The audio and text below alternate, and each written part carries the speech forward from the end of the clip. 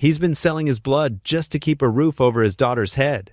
But when the phlebotomist who's been taking it turns out to be a secret billionaire, everything he thought he knew about survival is about to change, and so is his life. Before we get into the story, comment below where in the world you are watching from today. Jake's alarm blared at 5:30 a.m., its harsh sound cutting through the darkness of his small bedroom. He reached out with heavy arms to silence it, feeling the familiar ache in his muscles from yesterday's late shift at the warehouse. The springs of his worn mattress creaked as he sat up, running a hand over his tired face. Through the thin walls of their apartment, he could hear the gentle breathing of Emily in the next room. The sound brought a small smile to his face, despite his exhaustion. She was the reason he kept going, the light that made every struggle worthwhile. In the cramped kitchen, Jake flipped on the fluorescent light, wincing at its harsh glare. Bills were scattered across the small table, final notices in bold red letters, payment reminders, and a particularly worrying envelope from their landlord. He gathered them quickly, stuffing them into a drawer. Emily didn't need to see those. "Let's see what we've got," he muttered, opening the nearly empty refrigerator. Half a carton of eggs, some milk that was close to expiring, and bread that had seen better days. It would have to do. As he started making breakfast, the smell of toast and scrambled eggs filled the small space. The clock on the microwave showed 6:15 a.m. when he heard Emily's bedroom door open. "Morning, Dad," she said, already dressed in her school clothes, her backpack hanging from one shoulder. "Morning, sunshine."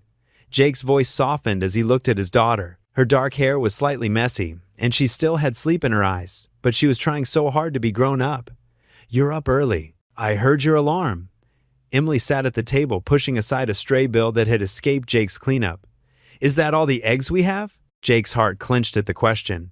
"Just enough for both of us," he said, keeping his tone light. "And look, I made the toast extra crispy, just how you like it." Emily smiled, but Jake could see the worry in her eyes. She was too young to shoulder such concerns, yet too observant to miss them entirely. He placed a plate in front of her, making sure she got the larger portion of eggs. "Dad, you need to eat more than that," she protested, seeing his meager serving. "This is plenty for me, sweetheart." Jake sat across from her, his coffee the only thing keeping him upright. "I had a big dinner at work last night." It was a lie. He'd skipped dinner to save food for Emily's lunch today. They ate in comfortable silence, the morning sun slowly creeping through their kitchen window. Jake watched as Emily carefully spread jam on her toast, using the back of her spoon to make it even, just like her mother used to do. The similarity made his throat tight. "Don't forget, it's pizza day at school," Emily said, breaking into his thoughts. "Can I have $3 for lunch?" Jake's stomach dropped. He'd forgotten about pizza day. Reaching for his wallet, he found only a $5 bill, the last of their cash until next week. "Here you go, sweetie," he said, handing it to her. "Get yourself something nice for dessert, too." Emily's face lit up, but then fell slightly as she looked at the bill. "But Dad, don't you need this?" "I've got plenty," he lied again, hating how easily the untruths came now. "Come on, finish up. We need to get you to school." After dropping Emily off, Jake headed straight to the blood bank.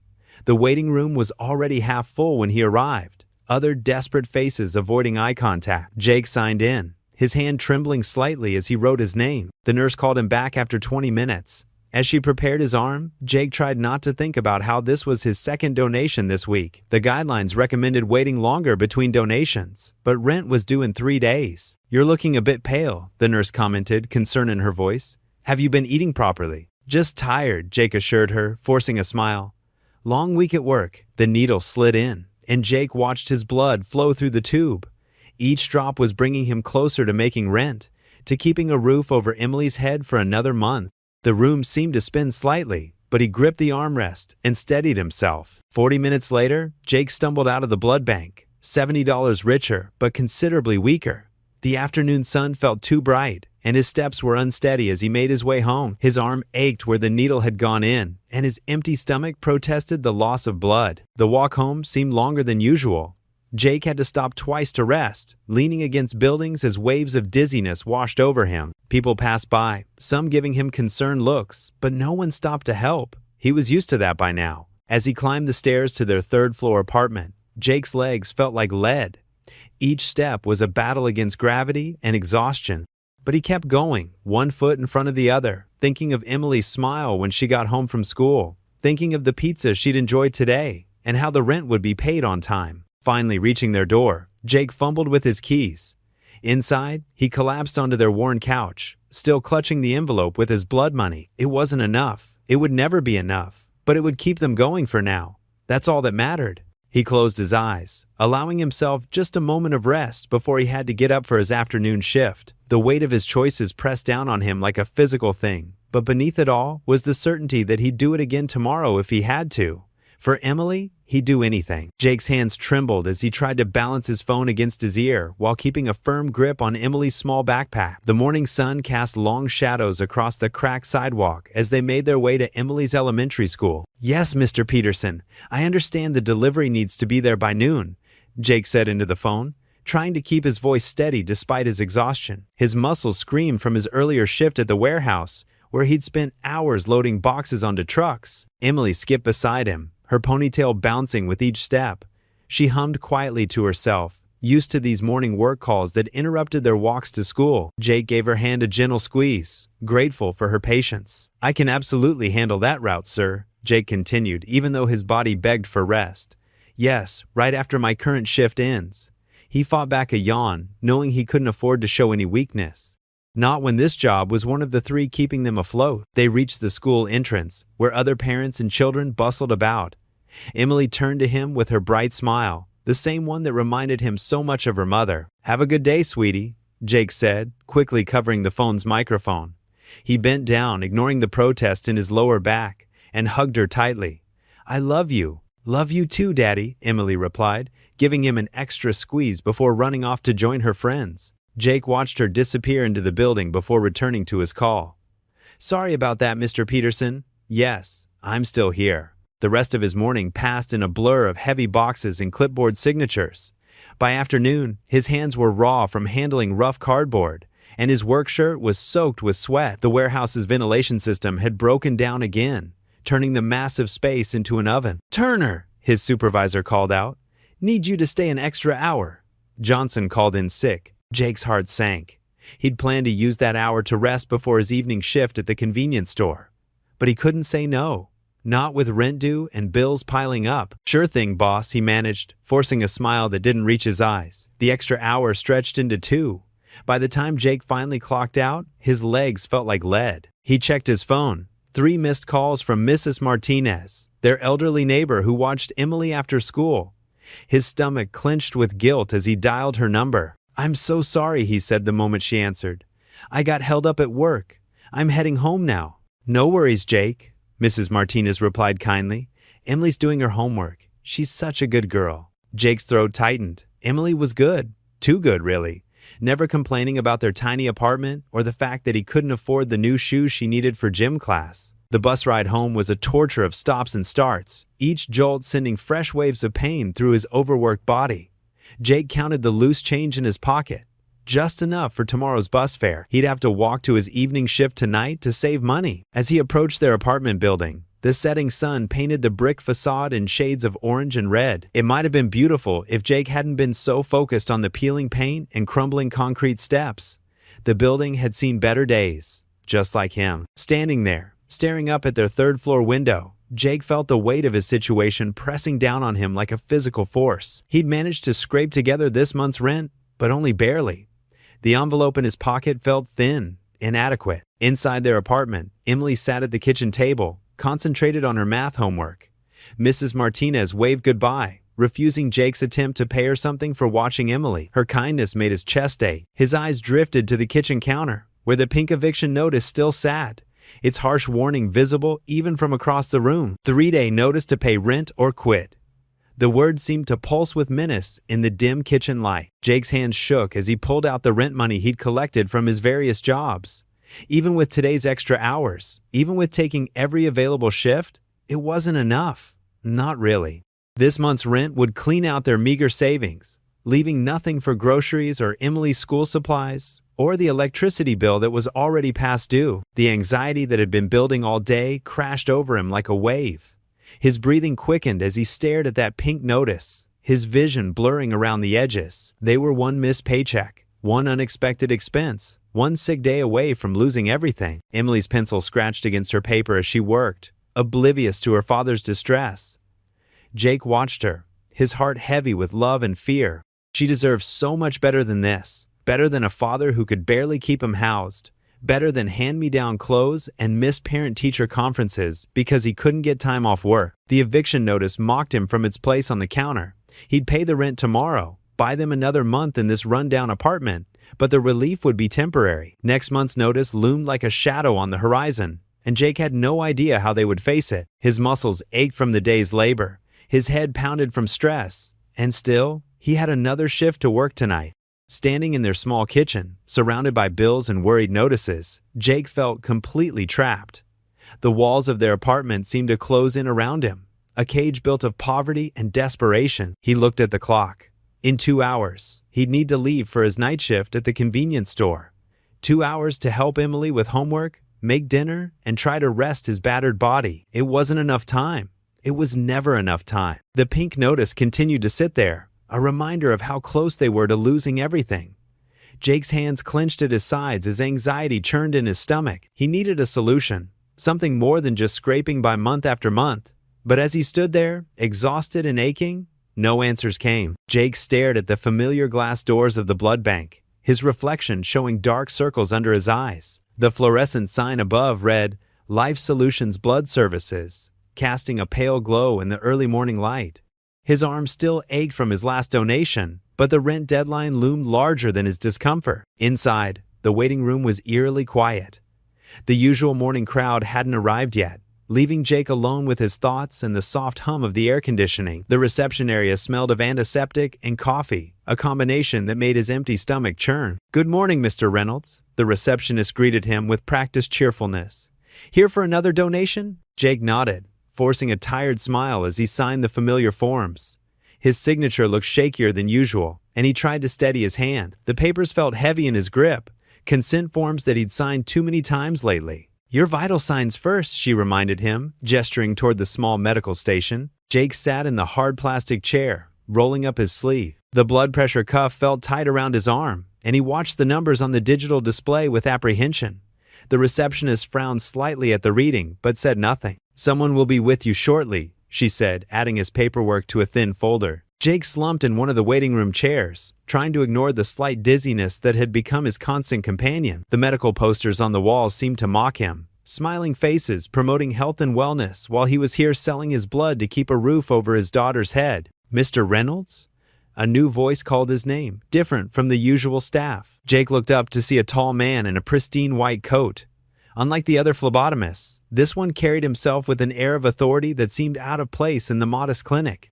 His name tag read Thomas, and his presence commanded attention without effort. "If you'll follow me," Thomas said, his voice calm and reassuring. The treatment room was like all the others, sterile, white, with a reclining chair in the center. But Thomas's methodical movements made the familiar space feel different somehow. "I see you've been visiting us quite frequently," Thomas remarked, reviewing Jake's file. His tone wasn't judgmental, just matter-of-fact. Jake shifted uncomfortably in the chair. "Times are tough," he said simply, not meeting Thomas's eyes. Thomas nodded, preparing the equipment with precise movements. "How's your energy level been?" he asked, his eyes sharp and observant. "I managed," Jake replied, though his body screamed otherwise. "Your previous readings show you're right at the minimum acceptable hemoglobin levels," Thomas said. Wrapping the tourniquet around Jake's arm, his touch was gentle but confident. "We need to make sure we're not doing more harm than good here." Jake tensed. "I need this," he said quietly, hating how desperate he sounded. "My daughter." Thomas held up a hand, his expression softening. "I'm not turning you away, Mr. Reynolds. I'm just concerned about your well-being. This isn't a long-term solution." The needle slid in smoothly. Thomas was clearly skilled at his job. Jake watched the dark red liquid flow through the tube, trying not to think about how many times he'd seen this same sight recently. "You know," Thomas said, adjusting the flow rate, "there are other ways to improve one's situation." His voice had an odd quality to it, as if he was choosing his words carefully. Jake gave a bitter laugh. "Not many options when you're barely keeping your head above water." Thomas watched the blood bag fill, his expression thoughtful. "Sometimes the best opportunities aren't the obvious ones."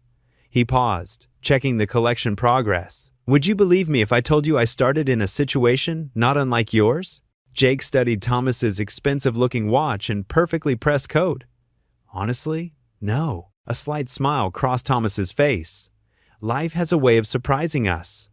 He began the process of removing the needle, his movements precise and gentle. After applying pressure to the collection site, Thomas helped Jake sit up slowly. "How are you feeling?" "A bit lightheaded," Jake admitted, "but I'll be fine." Instead of dismissing him like the other phlebotomists usually did, Thomas reached into his coat pocket. He pulled out a business card, the paper thick and expensive looking. "Mr. Reynolds, I should tell you something," Thomas said, holding the card but not yet extending it. "I'm not just a phlebotomist here.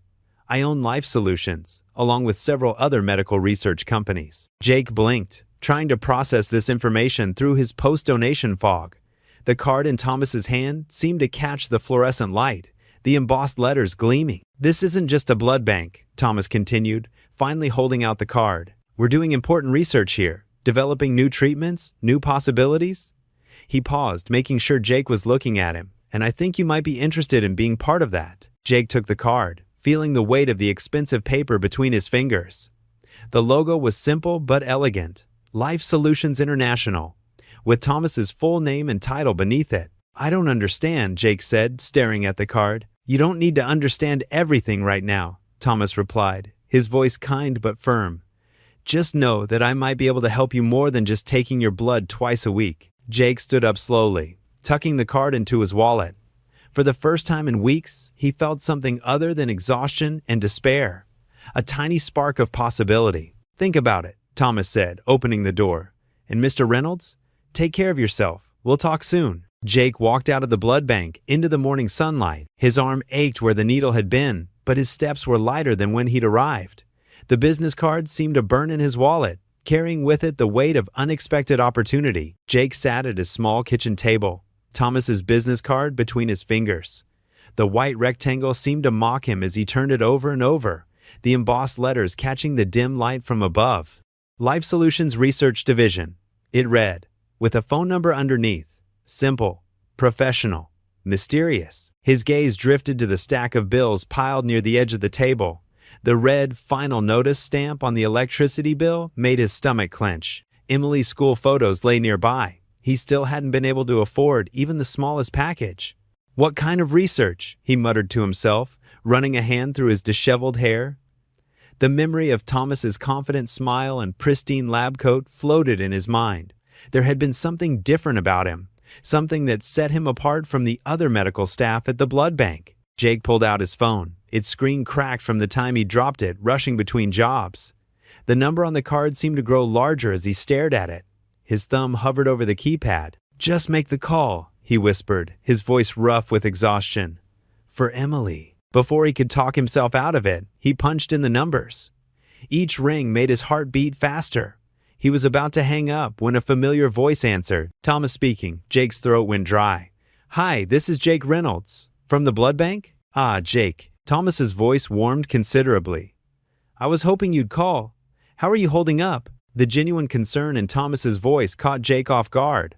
"I'm managing. Would you be interested in meeting for coffee? There's something I'd like to discuss with you. The daily grind on 5th Street, perhaps?" Jake glanced at his watch. He had 2 hours before his evening shift at the warehouse. "When?" "How about now? I can be there in 15 minutes. Jake hesitated, looking around his small apartment. Emily was at her after-school program. He had time.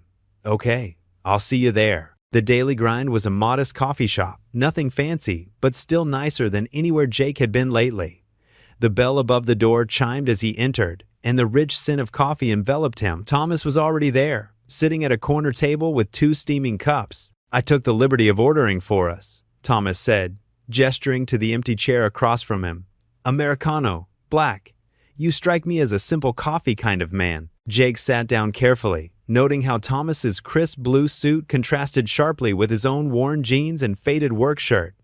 "Thank you, but you didn't have to. Consider it an investment in our conversation." Thomas's eyes crinkled at the corners when he smiled. "How's your daughter? Emily, isn't it?" Jake's guard went up immediately. "How do you know her name?" "It's in your donor paperwork," Thomas replied smoothly. "Family medical history is important information for blood donation." Jake wrapped his hands around the warm coffee cup, trying to ground himself. "Right, of course. Jake, I'll be direct. I've been watching your donations over the past few weeks. Your blood work is interesting. Thomas leaned forward slightly. And I don't just mean medically. There's something unique about your genetic profile. Jake shifted uncomfortably in his chair. What does that mean? It means I have a proposition for you. Thomas pulled out a folder from his briefcase. I'm prepared to offer you a job, one that pays significantly better than your current positions combined. Jake's heart skipped a beat. What's the catch? Smart man. Thomas nodded approvingly. The catch is that we'd need regular access to your blood for our research project, more frequent than standard donation guidelines allow. Is that legal? Completely. We have all the necessary permits and oversight, but it's experimental, which is why we need willing participants. Thomas slid the folder across the table. The compensation package is on the first page. Jake opened the folder, and his eyes widened at the number. It was more than triple what he currently made. This can't be real. It's very real, Thomas assured him. We're developing new treatments using AI-assisted blood analysis. Your genetic markers make you an ideal candidate for our research. Jake's mind raced. The money would solve so many problems. The rent, Emily's school supplies, maybe even some savings for her future. But something about it felt too good to be true. How often would you need my blood? Twice a week, small samples, nothing that would affect your health. We monitor everything carefully. Thomas took a sip of his coffee. You'd also have a regular position at our facility. Real work, not just as a test subject. Jake stared into his coffee cup, watching the dark liquid swirl.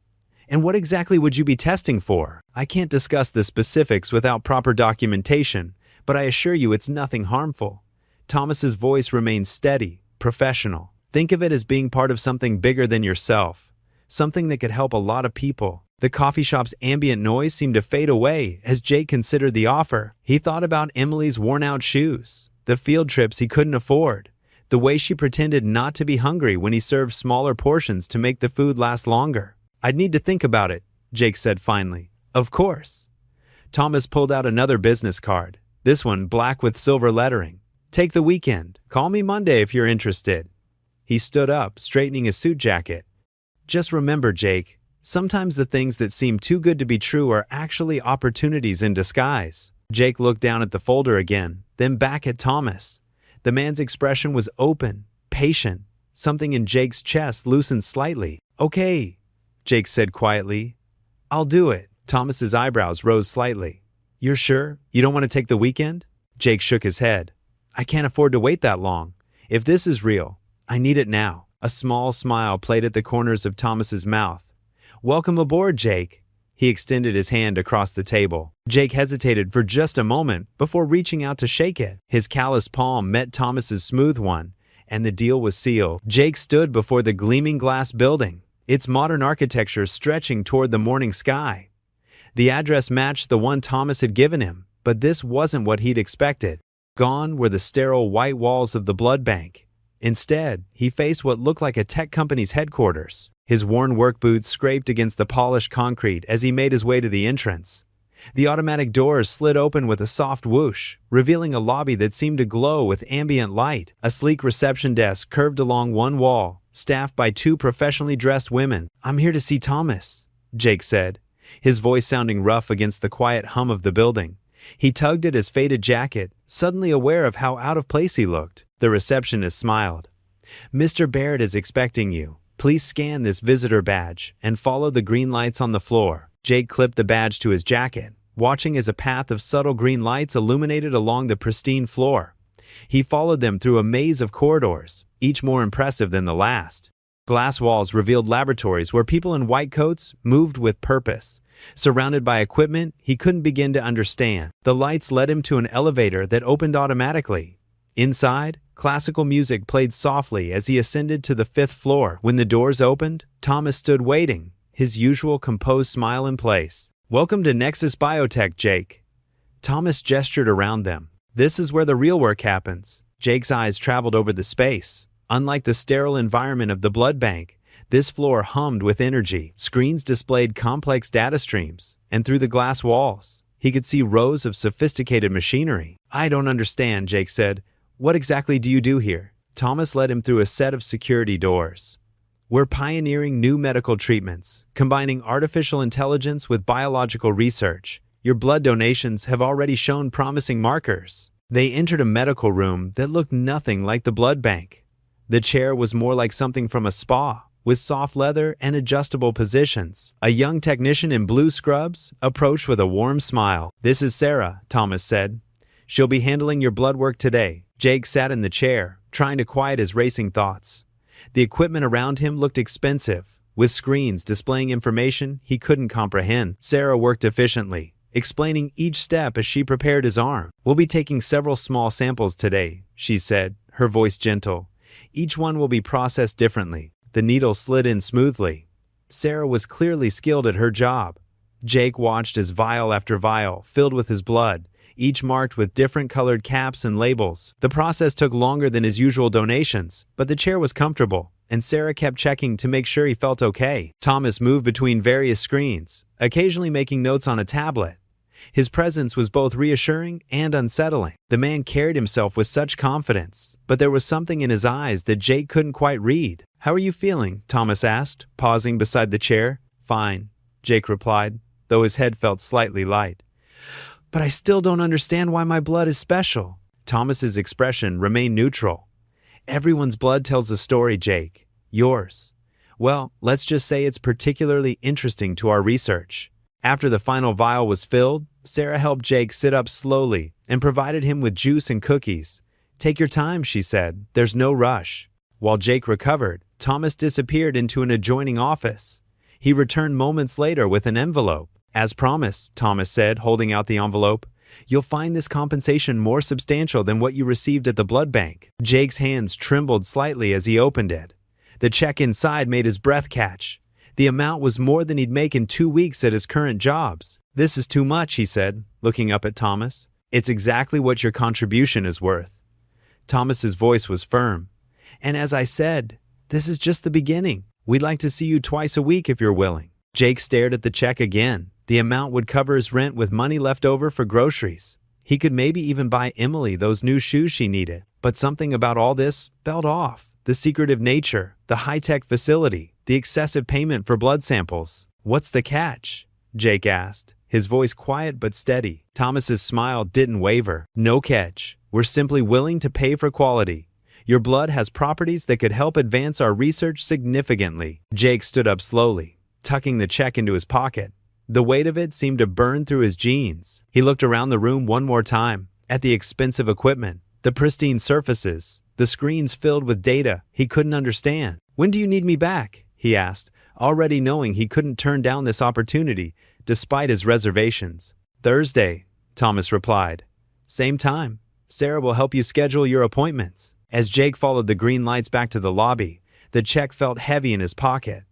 The money would solve his immediate problems, but new questions swirled in his mind. What made his blood so special? What was Thomas really looking for? He pushed through the glass doors into the morning sun, feeling both relieved and uneasy about what he'd just agreed to. Jake sat in the familiar chair at the blood bank, watching as the crimson liquid flowed through the clear tube. 2 weeks had passed since his first visit to Thomas's research facility, and he'd settled into a routine.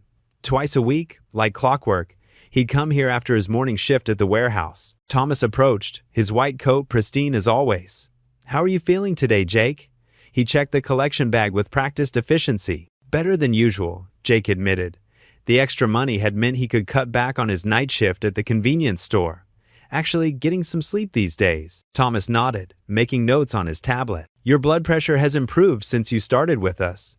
His voice carried its usual mix of professional detachment and genuine interest. "And how's Emily?" Jake couldn't help but smile. "She's doing great. Started an after-school art class last week." He paused, remembering how her eyes had lit up when he told her she could join. "Never thought I'd be able to afford something like that." "Children need enrichment activities," Thomas said, his expression softening slightly. "It's good you can provide that now." As they talked, Jake noticed other donors watching them. Thomas rarely spent this much time with anyone else. The special attention made Jake uncomfortable, but he couldn't deny the benefits of their arrangement. Later that week, Jake returned to the research facility. The security guard now knew him by name, and the lab technicians greeted him with familiar nods. Everything felt routine, except for the nagging questions that grew louder with each visit. In the sterile examination room, Jake rolled up his sleeve while Thomas prepared the equipment. "The markers in your blood are showing fascinating patterns," Thomas commented, swabbing Jake's arm with alcohol. What kind of patterns? Jake asked, trying to keep his voice casual. Thomas's response was typically vague. Patterns that could help a lot of people. He inserted the needle with practiced precision. You're doing important work here, Jake. The words should have been reassuring, but they weren't. Jake thought about the stack of non-disclosure agreements he'd signed, the careful way Thomas avoided direct questions about the research. The money was good, better than good, but what was he really participating in? That evening, Jake watched Emily doing her homework at their kitchen table. She wore the new shoes they'd bought last weekend, her legs swinging happily as she worked on her math problems. The apartment felt warmer now, with a full fridge and paid bills. No more collection notices. No more choosing between electricity and food. But the guilt gnawed at him. Was he selling more than just his blood? Was he setting a good example for Emily? She deserved more than just material comfort. She deserved a father she could be proud of. Jake's phone buzzed. A text from Thomas.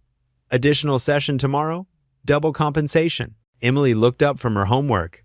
Can we get pizza tonight, Dad? Her smile, so bright and hopeful, made his chest ache. Sure, sweetie. How about we walk to Antonio's? As they walked to the pizza place, Emily chatted about her art class, her hand warm in his. The streetlights flickered on, casting long shadows. Jake made his decision. The next day, he arrived at the research facility earlier than usual. Thomas was in his office, surrounded by screens displaying complex data patterns. Jake, Thomas said, looking up with mild surprise. You're early. Jake closed the office door behind him. We need to talk, Thomas. Thomas gestured to a chair, his expression unreadable. Of course. Why me? Jake asked, remaining standing. Out of all the people who come through your blood bank, why did you choose me for this project? Thomas leaned back in his chair, studying Jake with those penetrating eyes. You're wondering if there's a catch. Wouldn't you? Jake's voice rose slightly. The money, the special treatment, it doesn't add up. What's really going on here? I understand your suspicion, Thomas said calmly. In your position, I'd probably feel the same way. That's not an answer. Thomas stood up, walking to the window that overlooked the city. Jake, I've built my career on recognizing potential in people, in research, in opportunities. He turned back to face Jake. When I met you, I saw someone who needed help but wouldn't accept charity. Someone who would work himself to death for his daughter. So this is charity? Jake felt his face flush with anger and embarrassment. No, Thomas said firmly. This is an investment. Your blood has unique properties that are valuable to our research. The compensation is fair for what you're providing. I'm not exploiting you, Jake. I'm trying to help while conducting legitimate research. Jake wanted to believe him. The steady certainty in Thomas's voice was convincing, but doubt still lingered. And you can't tell me more about this research? Not yet, Thomas replied. But I promise you, everything we're doing here is legal and ethical. You're helping us develop treatments that could save lives.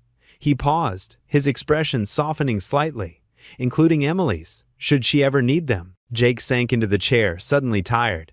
I need to know I'm doing the right thing here, Thomas, for Emily's sake. You are, Thomas said. Sometimes help comes in unexpected ways. Don't let pride or suspicion stand in the way of what's best for your family. Jake looked out at the city lights beginning to twinkle in the growing dusk.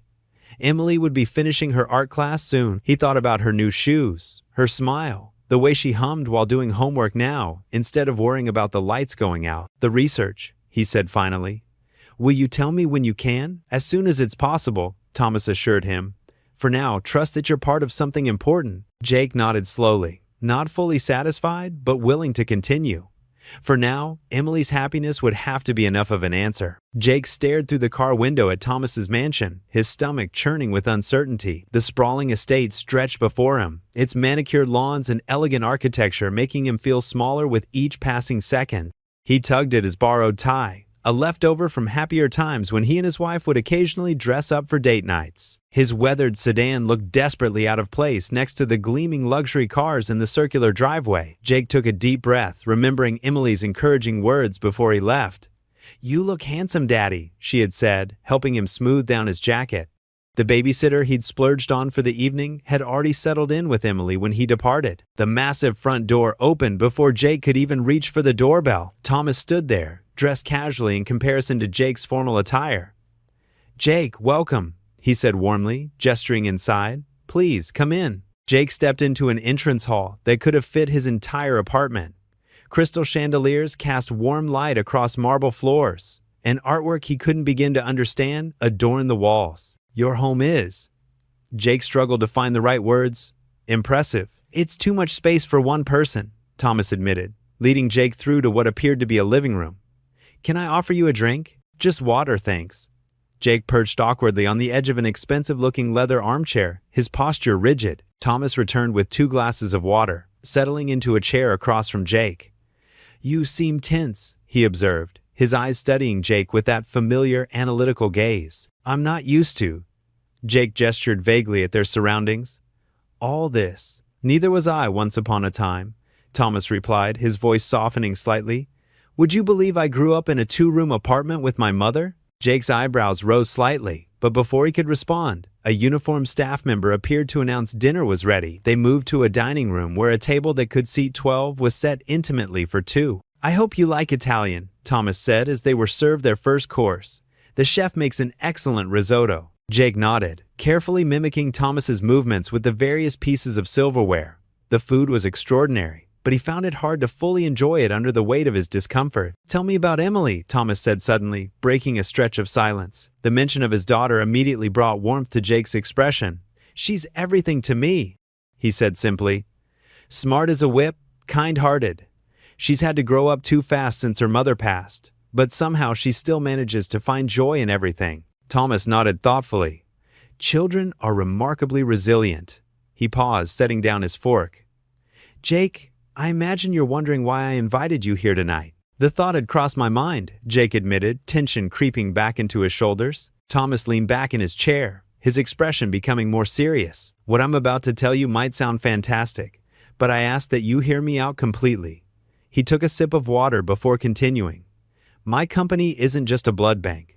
We're at the forefront of revolutionary medical research, combining biotechnology with artificial intelligence. Jake listened intently as Thomas explained how they used blood samples to develop new treatments for various diseases, creating personalized medicine through AI analysis. The samples we've collected from you, Thomas continued, show remarkable properties that could help advance our research significantly. Jake's fork clattered against his plate. What exactly does that mean? It means your blood has unique characteristics that make it valuable for our studies, Thomas explained. But more importantly, it means I've had the opportunity to observe you, Jake. Your dedication, your integrity, your determination to provide for your daughter despite impossible odds. Jake shifted uncomfortably in his chair. I'm just doing what any father would do. No, Thomas said firmly. You're doing what an exceptional father does, which brings me to why you're here tonight. He reached for a folder that had been placed discreetly on a side table. I'd like to offer you a position at my company. Jake's breath caught in his throat. I don't have the qualifications for— You have exactly the qualifications I'm looking for, Thomas interrupted. Intelligence, integrity, and the ability to learn quickly. The position would include full benefits, a substantial salary increase from your current jobs combined, and most importantly, stability for you and Emily. Jake stared at the folder Thomas had placed before him, his mind racing. The offer seemed too good to be true, and in his experience, things that seemed too good to be true usually were. Why me? He asked finally, looking Thomas directly in the eyes. Because I see potential in you, Jake. Potential that's being wasted on multiple dead-end jobs. Thomas's voice carried a conviction that was hard to dismiss. This isn't charity. This is an investment in someone I believe can be valuable to my company. Jake picked up the folder with slightly trembling hands, scanning the details of the offer. The salary figure made his head spin. It was more money than he'd seen in years. Take it home, Thomas said, rising from the table. Review it carefully. Discuss it with Emily if you'd like. But know that this is a genuine offer, one that could change both your lives for the better. As Jake stood to leave, clutching the folder like a lifeline, he found himself torn between hope and suspicion. The drive home seemed surreal, the weight of the opportunity sitting heavy in his hand. Could this really be the answer to his prayers? Or was there something he wasn't seeing? The lights of his modest apartment building came into view, and Jake parked in his usual spot. The contrast between where he'd been and where he was now stark and jarring. He sat in his car for a long moment, the folder resting in his lap, wondering if he dared to believe in this chance at a better life. Jake adjusted his new tie, one he'd actually bought himself, not borrowed, as he walked through the gleaming glass doors of Thomas's research facility. The security guard, Mike, gave him a friendly nod and handed over his employee badge. The plastic card with his photo and Jake Matthews, research consultant, printed on it, felt strange but reassuring in his hands. "Good morning, Mr. Matthews," the receptionist called out with a warm smile. It had been years since anyone had called him anything but Jake or Emily's dad. His new office, though modest compared to others in the building, was bigger than his entire living room at home. A sleek computer sat on a modern desk, and the wall-to-wall windows offered a view of the city he'd never seen before. Jake set down his worn briefcase, another item he'd need to upgrade soon, and took a deep breath. Settling in, Thomas appeared in the doorway, his usual composed self in an impeccable suit. "Still feels a bit surreal," Jake admitted, running his hand along the smooth desktop. "You'll get used to it." Thomas stepped into the office. "Ready to begin?" The morning passed in a blur of meetings and introductions. Jake met the research team he'd be working with, all brilliant scientists who somehow made him feel welcome despite his lack of formal qualifications. They valued his perspective as someone who'd been on the other side of the testing process. During lunch break, Jake sat in the company cafeteria, marveling at the quality of food available. He pulled out his phone and found a text from Emily. "Hope your first day is awesome, Dad. Can't wait to hear all about it. Dar." His daughter had been overjoyed when he told her about the new job. "A real office job?" she'd exclaimed, her eyes wide with excitement. "Like in the movies?" The memory of her pride made his heart swell. The afternoon brought his first real task, reviewing the blood donation process from a donor's perspective. Jake found himself drawing on his own experiences, suggesting ways to make the process more comfortable and less intimidating for people in desperate situations. "These are excellent insights," Thomas said during the team meeting, nodding approvingly at Jake's suggestions. "This is exactly why we needed someone with your background." By the end of his first day, Jake felt exhausted, but in a different way than his previous jobs had left him. This was mental fatigue rather than physical, and it came with a sense of accomplishment rather than defeat. As weeks passed, Jake settled into a routine. He could now afford to drive Emily to school in a reliable used car he'd purchased. Their apartment, while still modest, had new furniture and a fully stocked fridge. Emily's wardrobe no longer consisted of hand-me-downs, and Jake had even started a small college fund for her. One morning, about a month into his new job, Emily hugged him especially tight before school. "I'm really proud of you, Daddy," she whispered. "Mom would be too." Jake had to swallow hard before responding. "Thank you, sweetie. I'm doing my best." At work, Jake's confidence grew as his suggestions were implemented and praised. The donation centers were being redesigned with his input, making them more welcoming and less clinical. His team respected his opinions, and he found himself speaking up more in meetings. Thomas remained an enigma, though. While always cordial and supportive, he kept a professional distance. Jake would occasionally catch him observing the team through glass walls, his expression unreadable. One evening, Jake stayed late to finish some paperwork. As he walked through the quiet halls, he passed by Thomas's office and noticed the light still on. Through the partially open door, he could hear Thomas speaking on the phone. "Yes, the integration is proceeding as expected," Thomas was saying. "Subject shows remarkable adaptability." "Yes, exactly as we predicted. The emotional variables are particularly interesting." Jake quickened his pace, his footsteps silent on the carpeted floor. Something about Thomas's clinical tone made him uneasy. That night, back in his apartment, Jake sat at his new kitchen table long after Emily had gone to bed. He looked around at the improvements they'd been able to make. The fresh paint on the walls, the new appliances, Emily's art supplies scattered across her desk. Their life had improved dramatically in just a few weeks, yet something nagged at him. He pulled out his employee badge and studied it. The job was real, the money was real, and the work they were doing seemed legitimate, but Thomas's words from earlier echoed in his mind. Subject shows remarkable adaptability. Jake walked to Emily's room and watched her sleeping peacefully, clutching the new teddy bear he'd bought her last weekend. The stability they now enjoyed meant everything to him. Emily was happier than she'd been in years, and he was finally able to provide for her the way she deserved. Still, as he got ready for bed, Jake couldn't shake the feeling that there was more to Thomas's interest in him than simple professional development. The man's motives remained as unclear as they had been that first day at the blood bank. Jake was grateful for the opportunity, but he couldn't help wondering what Thomas really wanted from him. He set his alarm for the next morning, hanging his new suits neatly in the closet. Another recent purchase. Whatever Thomas's true intentions might be, Jake had to admit that this job had given him and Emily a chance at a better life. For now, perhaps that would have to be enough. Jake adjusted his new tie, one he'd actually bought himself, not borrowed, as he walked through the gleaming glass doors of Thomas's research facility. The security guard, Mike, gave him a friendly nod and handed over his employee badge.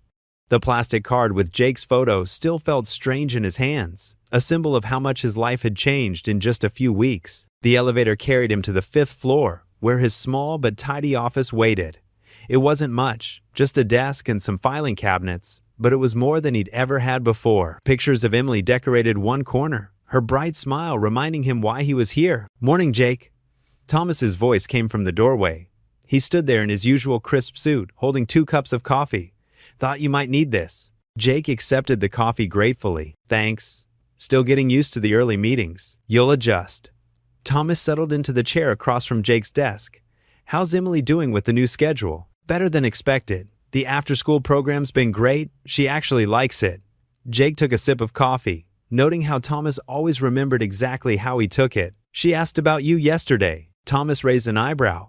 "Oh? Wanted to know if you'd come to her school play next month." "She's playing a tree."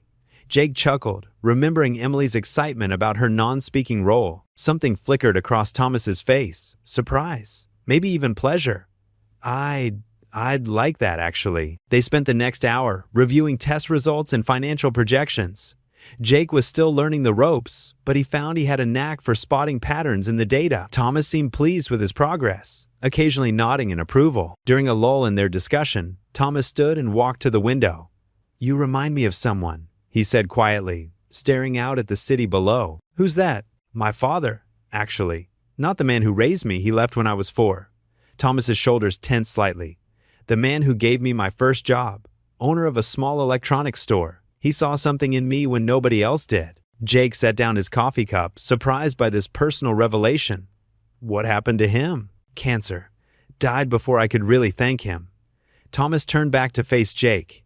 "He taught me that success isn't just about making money. It's about lifting others up along the way." The words hung in the air between them. Jake felt a sudden urge to share something of his own. "After my wife died," he began, "I thought I'd never trust anyone again. Kept thinking I had to do everything alone." Thomas nodded, understanding in his eyes. "We're similar that way. Building walls to keep people out." "Emily was the only one who got through," Jake admitted. "But lately." He trailed off, not sure how to express his growing trust in Thomas without sounding unprofessional. "I know," Thomas said simply. They spent the rest of the morning going through reports. Jake found himself relaxing into their routine, appreciating how Thomas would explain complex concepts without making him feel stupid.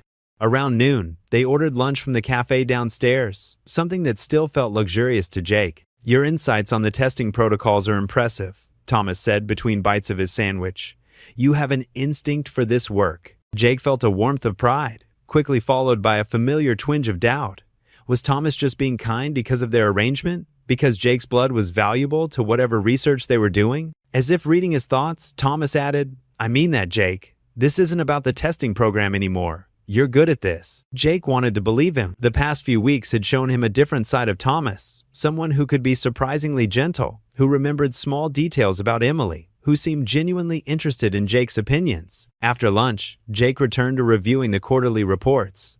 Something caught his eye in the financial statements, a series of large transfers to an unnamed research division. The amounts seemed odd, not matching any of the projects he knew about. "Thomas?" he called out, but his office was empty. Jake pulled up more files, trying to trace the money trail.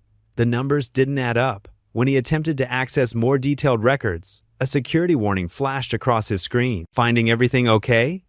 Thomas's voice made him jump. He stood in the doorway again, his expression carefully neutral. "Oh yeah, just looking at the quarterly numbers," Jake said, trying to sound casual. "There are some transfers I don't quite understand." "Ah, those are from our private investors," Thomas said smoothly. "Nothing to worry about. Why don't we focus on the new testing schedule?" Jake nodded, but something felt off. Thomas's usual openness had vanished, replaced by a practiced smile that didn't quite reach his eyes. The rest of the afternoon passed in a blur of meetings and paperwork, but Jake couldn't shake his unease. As he packed up to leave, Jake glanced at Emily's pictures on his desk. He thought about how much better their life had become: the full fridge, the paid bills, Emily's new clothes. He thought about Thomas's story of his mentor, about the genuine warmth in their conversations, but he also thought about those mysterious transfers, about Thomas's quick dismissal of his questions. Walking to his car, Jake wondered if he was being naive. Maybe this wasn't about friendship at all. Maybe he was just another part of Thomas's business plan, a useful resource wrapped in a feel-good story of helping the less fortunate. The setting sun cast long shadows across the parking lot as Jake reached his car. He pulled out his phone to check the time Emily would be waiting at the after-school program. His finger hovered over the text messages from Thomas, full of kind words and thoughtful questions about their lives. Jake sighed, tucking the phone away. He wanted to trust Thomas, wanted to believe in the friendship that seemed to be growing between them, but those numbers in the financial records nagged at him, a splinter of doubt he couldn't quite ignore. Jake stared at the spreadsheets on his computer screen, trying to make sense of the numbers. The afternoon sun cast long shadows through the office windows, and the gentle hum of the building's air conditioning system filled the quiet space. He'd been at it for hours, reviewing financial reports that Thomas had asked him to analyze. A muffled voice from the conference room next door caught his attention. Thomas was speaking to someone, his usually measured tone raised slightly. Jake tried to focus on his work, but the words filtered through the thin walls. "The cellular regeneration rates are unprecedented," Thomas was saying. "We've never seen anything like it in our previous trials." A deeper voice responded, unfamiliar to Jake. "But the ethical implications, Thomas. The board is concerned about the methods we're using to collect the samples." Jake's fingers froze over his keyboard. He glanced at the wall separating him from the conversation. "The donors are well compensated," Thomas replied firmly, "and the results speak for themselves. Look at these markers. The AI analysis shows a clear pattern in the blood samples from our specific demographic." "You mean the desperate ones?" the other voice asked sharply. "Single parents living paycheck to paycheck?" Jake's heart thumped harder in his chest. He leaned closer to the wall, barely breathing. "Their circumstances are irrelevant," Thomas said. "What matters is that their blood contains exactly what we need. The stress markers, the cellular adaptations, it's all there. And with the new treatment protocol, which hasn't been approved by any regulatory body," the other man cut in. "We're operating within legal guidelines," Thomas insisted. "The potential benefits far outweigh any temporary discomfort to the subjects." Jake's stomach churned. Subjects? Is that what they were? What they all were? And what about the side effects we've observed? The other voice pressed. "The unexplained fatigue, the minor issues," Thomas interrupted. "Nothing compared to the breakthrough we're on the verge of achieving. Think about it, Richard. We could revolutionize human enhancement, make people stronger, more resilient." The sound of chairs scraping against the floor made Jake quickly return to his computer screen. Footsteps approached the conference room door. "Just keep the board happy," Thomas was saying as the door opened. "I'll handle everything else." Jake pretended to be absorbed in his work as Thomas and his guest, a tall man in an expensive suit, walked past his office.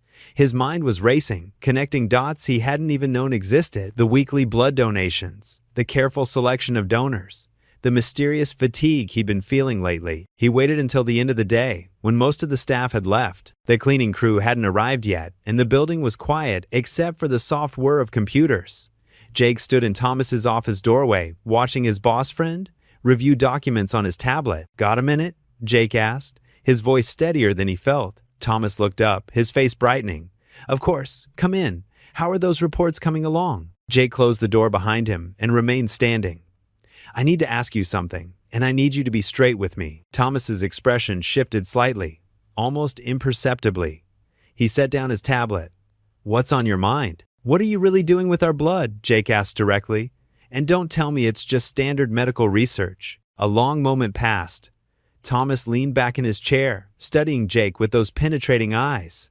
"You heard my conversation with Richard." It wasn't a question. Jake nodded. "Then you know we're working on something revolutionary," Thomas said carefully. "Something that could help countless people. By experimenting on desperate people's blood?"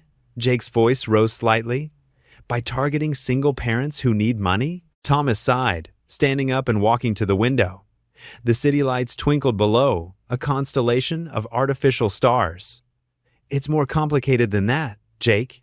The work we're doing here, it's going to change lives, make people better, stronger, help them survive impossible circumstances. Like the circumstances you created by paying people to drain their blood twice a week?" Jake challenged. Thomas turned, his face hardening slightly.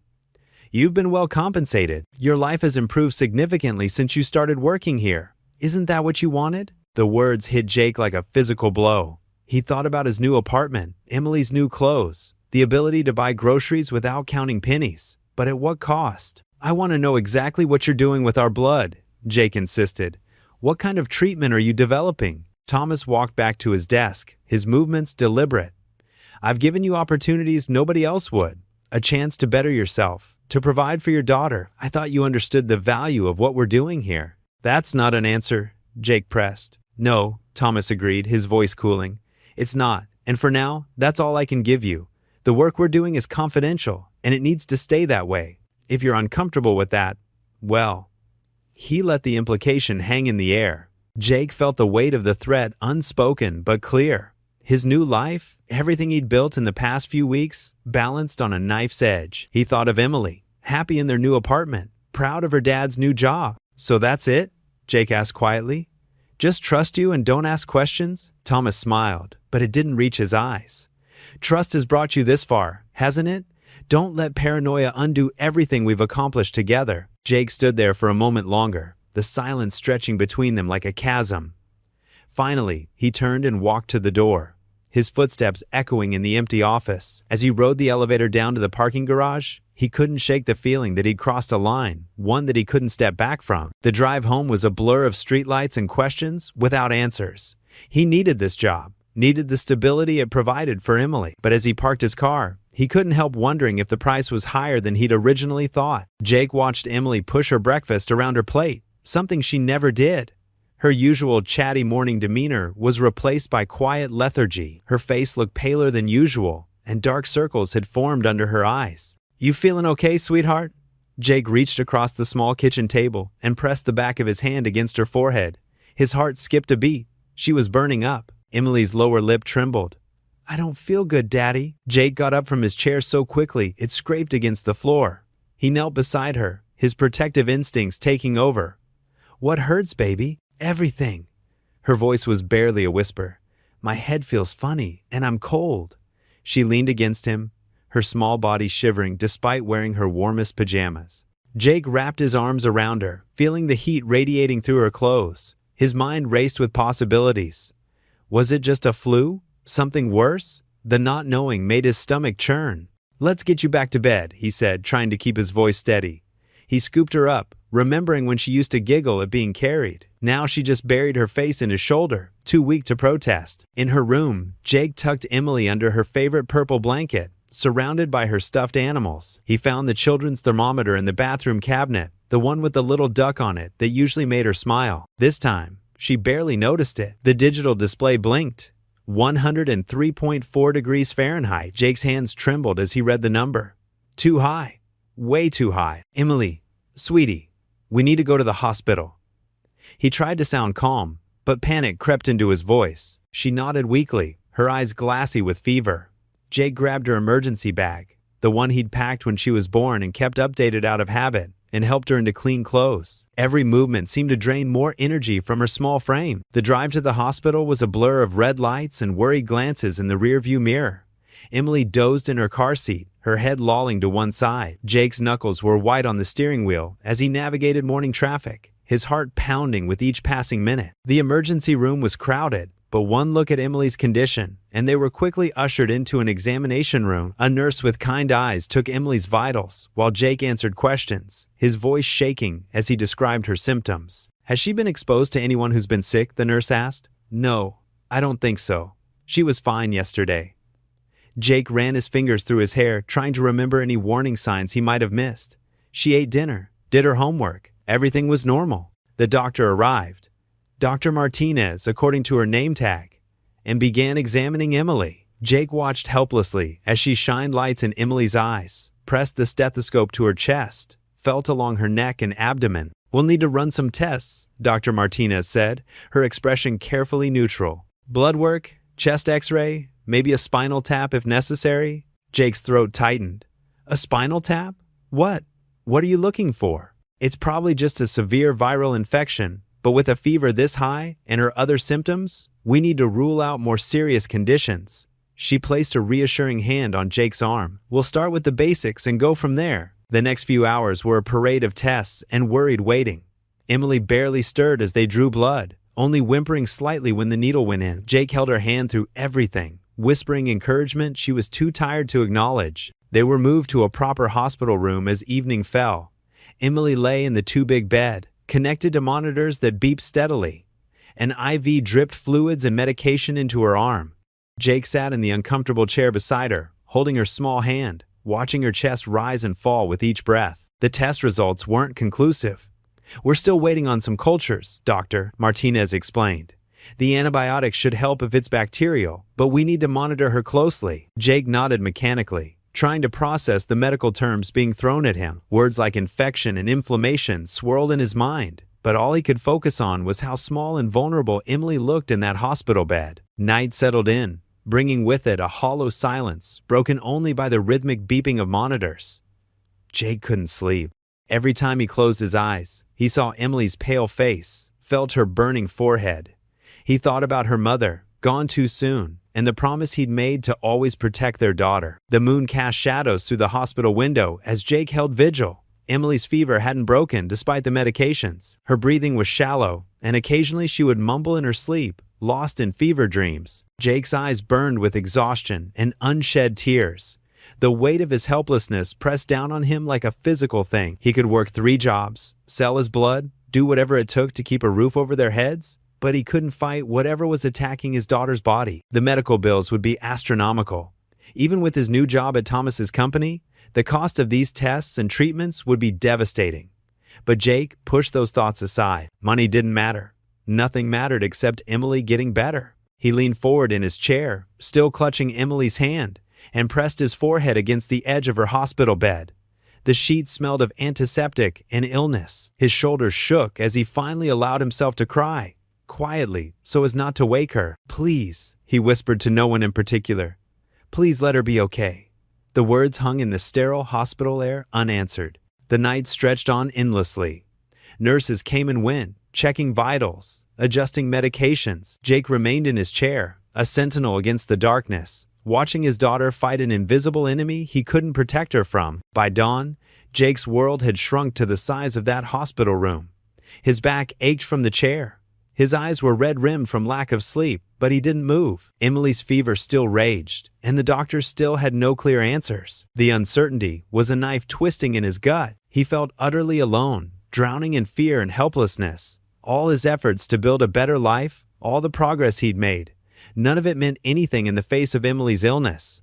As the first rays of morning sun crept into the room, Jake faced the terrifying possibility that some things were beyond his control, beyond his ability to fix with hard work and determination. Emily stirred slightly, her face contorted in discomfort even in sleep. Jake squeezed her hand gently, his heart breaking at how fragile she felt. In that moment, watching his daughter fight for her health, Jake had never felt more inadequate as a father. Jake paced the sterile hospital corridor, his footsteps echoing off the white walls. The fluorescent lights made everything look harsh and unreal. Emily's room number, 304, had been burned into his memory over the past 2 days. Her fever hadn't broken, and the doctors were still running tests. He pulled out his phone, staring at Thomas's number. His thumb hovered over the call button as pride wrestled with desperation. The hospital bills were already mounting, and his insurance wouldn't cover all the specialized tests the doctors wanted to run. A nurse emerged from Emily's room. "Mr. Wilson, your daughter's asking for you." Jake tucked the phone away and hurried inside. Emily lay in the hospital bed, looking tiny among the white sheets. Various monitors beeped steadily beside her. Her usually bright eyes were glassy with fever. "Dad?" Her voice was weak. "When can we go home?" "Soon, sweetheart." Jake pulled up a chair and took her small hand in his. "The doctors just need to figure out what's making you feel bad." Emily closed her eyes. "I'm tired of being here." "I know, baby." Jake's voice cracked. He waited until her breathing steadied into sleep before stepping out into the hallway. This time, he didn't hesitate to dial Thomas's number. "Jake?" Thomas answered on the second ring. "Is everything all right?" "No." Jake leaned against the wall, closing his eyes. "It's Emily. She's in the hospital, and they can't figure out what's wrong." "The bills." He swallowed hard. "I hate asking, but I don't know what else to do." "Which hospital?" Thomas's voice was sharp with concern. "Memorial General, room 304. I'll be there in 20 minutes." True to his word, Thomas arrived exactly 20 minutes later, wearing an expensive suit that made him stand out among the practical scrubs and worn clothing of other visitors. He carried a leather briefcase and wore an expression of genuine concern. "How is she?" he asked, approaching Jake. "Sleeping now. The fever won't break, and they're talking about more tests." Jake ran a hand through his disheveled hair. "I can't afford—" Thomas held up a hand.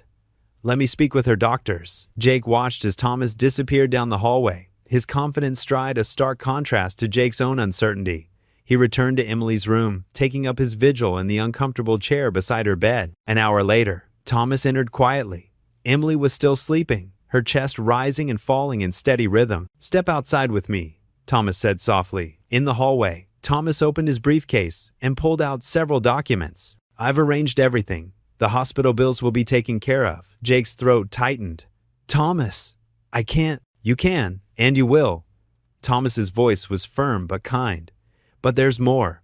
Our company has been developing new treatment protocols. We have access to advanced diagnostic tools that could help determine what's wrong with Emily." Jake stiffened. "What kind of treatment protocols?" "Nothing experimental," Thomas assured him quickly. "Everything is FDA approved. We simply have better equipment, better facilities. The kind of care most people can't access." Jake looked through the doorway at his sleeping daughter. "And the cost?" "Covered by the company." Thomas placed a hand on Jake's shoulder. "Consider it part of your employee benefits package." The weight of the offer pressed down on Jake. He thought of all the questions he still had about Thomas's company, all the uncertainty about what they really did with the blood samples. But when he looked at Emily's pale face, none of that seemed to matter. "Okay," he said finally. "What do we need to do?" Thomas pulled out more papers.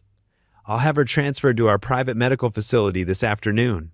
The paperwork's already prepared." Jake took the documents with trembling hands.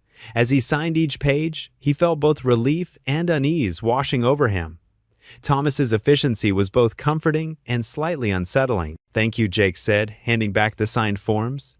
"I don't know how I'll ever repay." "You don't have to." Thomas tucked the papers away.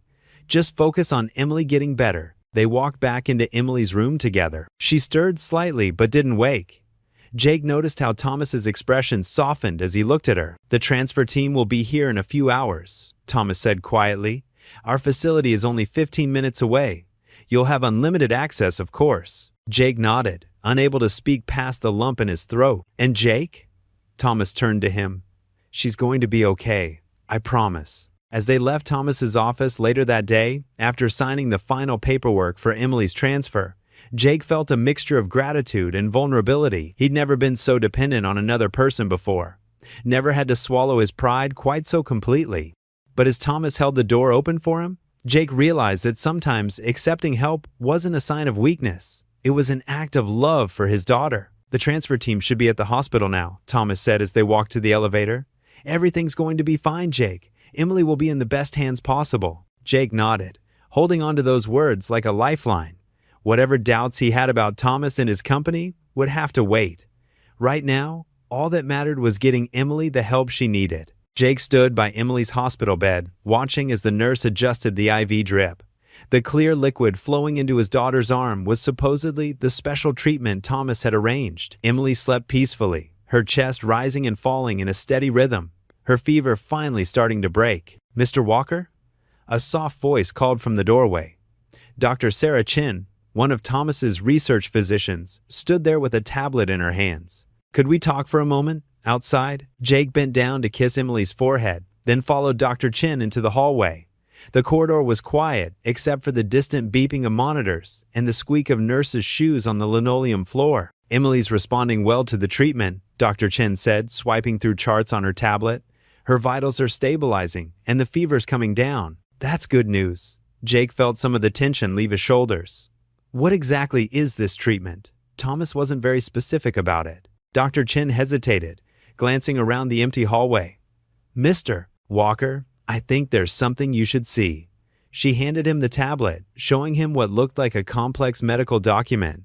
"This is the research protocol for the treatment Emily's receiving. It's part of a larger study Thomas has been conducting." Jake's eyes scanned the document, his confusion growing with each line. Words jumped out at him.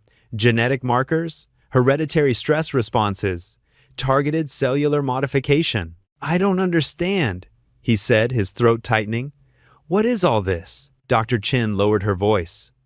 Thomas has been collecting blood samples from people in difficult situations, single parents, specifically. He's been studying how stress and hardship affect genetic expression, looking for ways to enhance human resilience. Jake's hand trembled as he held the tablet. What do you mean enhance? The treatment Emily's receiving? It's derived from research on blood samples like yours. Thomas believes he's found a way to modify genetic responses to stress, to make people stronger, more adaptable. She paused, watching Jake's face carefully. You weren't just selected for blood donation, Mr. Walker. You were chosen as a research subject. The world seemed to tilt beneath Jake's feet. He leaned against the wall, trying to steady himself. All those blood draws, all those tests, they weren't just about money or helping others. He'd been part of an experiment. Does Thomas have the right to do this? Jake's voice was barely a whisper. Legally, the consent forms you signed were comprehensive. Ethically, Doctor? Chin shook her head. That's more complicated. Thomas believes he's working towards something revolutionary, a way to help people overcome their circumstances on a genetic level. Jake thought about all the times Thomas had seemed genuinely concerned about his welfare, all the conversations they'd shared. Had it all been an act? Just a way to keep his test subject cooperative? He handed the tablet back to Dr. Chin, his movements mechanical. Thank you for telling me this. Mr. Walker, I know this is a lot to process, but the treatment is helping Emily. Whatever Thomas's methods, his research is producing results. Jake nodded numbly, but her words felt distant, meaningless. He walked back into Emily's room, sinking into the chair beside her bed. His daughter slept on, unaware of the turmoil in her father's heart. Hours passed. Jake sat there, watching Emily's peaceful face, his mind churning with everything he'd learned. Each time a nurse came to check Emily's vitals, he wondered if they knew the truth about the treatment, about Thomas's real work. As evening approached, Jake heard familiar footsteps in the hallway. Thomas appeared in the doorway, his usual confident smile in place. Jake, Thomas said warmly, I heard Emily's responding well to the treatment. I thought I'd stop by and... Don't. Jake's voice was ice cold. He stood up slowly, careful not to disturb Emily. Let's talk outside. In the hallway, Jake turned to face Thomas. The businessman's smile had faded, replaced by a wary expression. You know, don't you? Thomas asked quietly. About your research? About how you've been using people like me as lab rats? Jake's hands clenched into fists. Yeah, I know. Thomas straightened his shoulders. Everything I've done has been to help people, Jake. To find ways to make humanity stronger, more resilient. Look at Emily. The treatment is working. That's not the point. Jake's voice rose, and he forced himself to lower it again. You lied to me. You manipulated me. All that talk about wanting to help, about understanding what I was going through, was any of it real? Of course it was real, Thomas insisted. I chose you because I saw someone who deserved better, someone who could benefit from my work. Everything I told you about my past, about building something meaningful, it was all true. Jake shook his head, feeling something break inside him.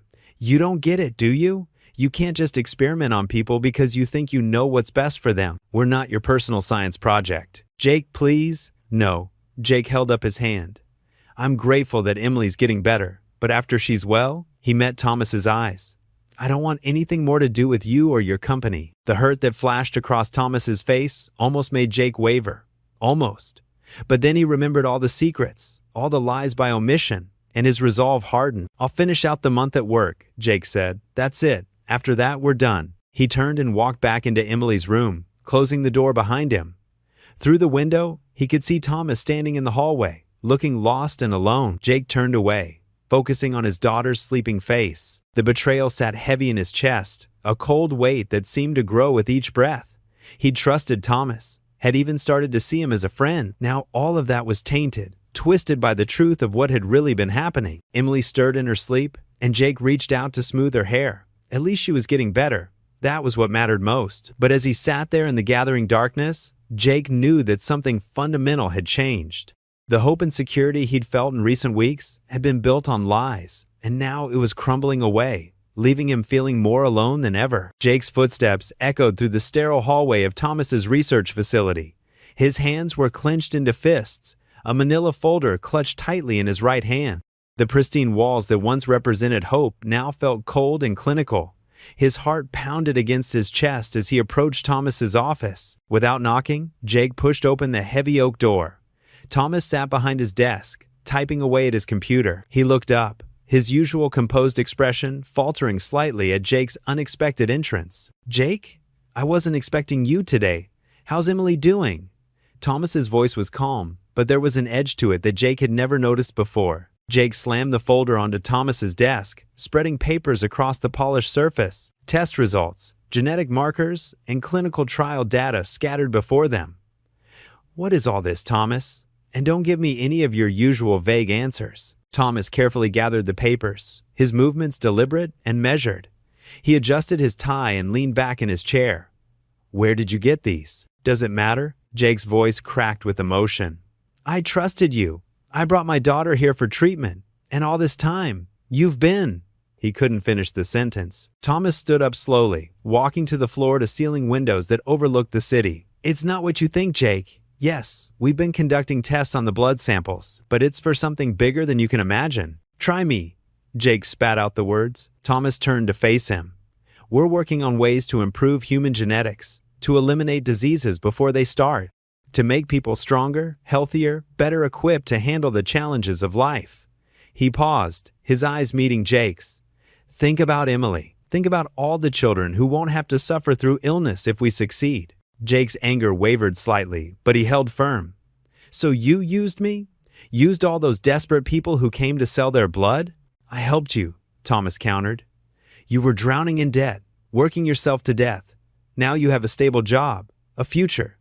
Emily is getting the best medical care available, but you never told me the truth." Jake's voice rose. "You let me think this was just about blood donation, about medical research, not about whatever this is." He gestured at the papers. Thomas walked back to his desk, his shoulders tense. "Would you have agreed if I had told you everything from the start?" "Sometimes, Jake, the end justifies the means." "That's not your decision to make," Jake said, his voice quieter now but filled with disappointment. "These are people's lives you're playing with. My life. My daughter's life." Thomas sat down heavily in his chair. For the first time since Jake had known him, he looked tired. "Everything I've done has been to help people, to prevent others from suffering like I did growing up, like you're suffering now." Jake shook his head, running his hands through his hair in frustration. "I get wanting to help people, Thomas. I do, but this?" He picked up one of the papers. "Testing people without their knowledge? Using their desperation to further your research? That's not help. That's exploitation." Silence filled the room. Thomas's usual confident demeanor cracked slightly. "The treatment Emily is receiving, it's working, isn't it?" Jake felt the weight of those words. Emily was getting better. Her fever had broken. Her strength was returning. But at what cost? "Yes," he admitted reluctantly. "It's working. Then perhaps you can understand why I do what I do," Thomas said softly. "Sometimes the path to helping others isn't as straightforward as we'd like it to be." Jake stood there, feeling the conflict tear at his heart. The man before him had saved his daughter's life, had pulled him from the brink of financial ruin, but he'd also used countless others, for his own agenda. "I need time," Jake finally said, his voice hollow. I can't process all of this right now." Thomas nodded slowly. "Take whatever time you need. Your position will be here waiting." Jake turned to leave, then paused at the door. "The treatment for Emily will continue," Thomas assured him. "Whatever you decide, that won't change." Jake nodded once, then walked out of the office. The hallway seemed longer than ever before, each step heavy with the weight of his conflicting emotions. He thought about Emily, about the smile returning to her face as she grew stronger. He thought about Thomas, the man who'd given him hope when he had none, but who'd also kept such significant secrets. As he pushed through the building's main doors into the cool afternoon air, Jake felt lost. The security of the past few months seemed to crumble around him. He pulled out his phone and called Emily's nurse, making sure his daughter was okay. After hanging up, he sat on a nearby bench, watching people hurry past on the sidewalk. Each person who walked by could have been like him, desperate, struggling, unknowingly part of Thomas's grand experiment. The thought made his stomach turn, but then he thought of Emily, of the miracle of her recovery, of the possibility that Thomas's research could help other children avoid suffering. Jake pulled out his keys, the new car key Thomas had given him catching the sunlight. Everything he owned now, everything that had given him hope for the future, was tied to this place, to Thomas. He couldn't just walk away. But he couldn't pretend nothing had changed either. As he walked to his car, Jake knew he needed space to think, to sort through the tangled mess of gratitude and betrayal that clouded his mind. He would take a break, focus on Emily's recovery, and try to figure out where to go from here. But for now, the weight of the truth sat heavy on his shoulders, and he had no idea how to carry it. The hospital room was quiet, except for the steady beeping of monitors. Jake sat in an uncomfortable plastic chair, watching Emily's chest rise and fall with each labored breath. Her small frame looked even tinier beneath the white hospital sheets, her skin pale against the sterile surroundings. Dark circles had formed under her eyes, and her usual bright smile was replaced by a grimace of discomfort. "Daddy?" Emily's voice was barely a whisper. "My head really hurts." Jake leaned forward, gently brushing her damp hair from her forehead. "I know, sweetie. Try to rest, okay?" His voice cracked slightly, but he forced a smile. Emily's fever had spiked again, and the doctor seemed puzzled by her worsening condition. A nurse entered the room, checking Emily's vitals with practiced efficiency. Jake watched her face carefully, searching for any sign of concern. She made notes on her tablet, her expression neutral. "How is she?" Jake asked, standing up. The nurse gave him a sympathetic look.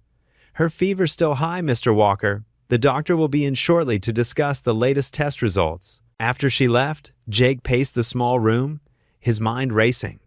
The medical bills were already mounting, and Emily's regular treatment wasn't working anymore. He'd been avoiding Thomas's calls for days, still angry about the revelation of the secret testing program.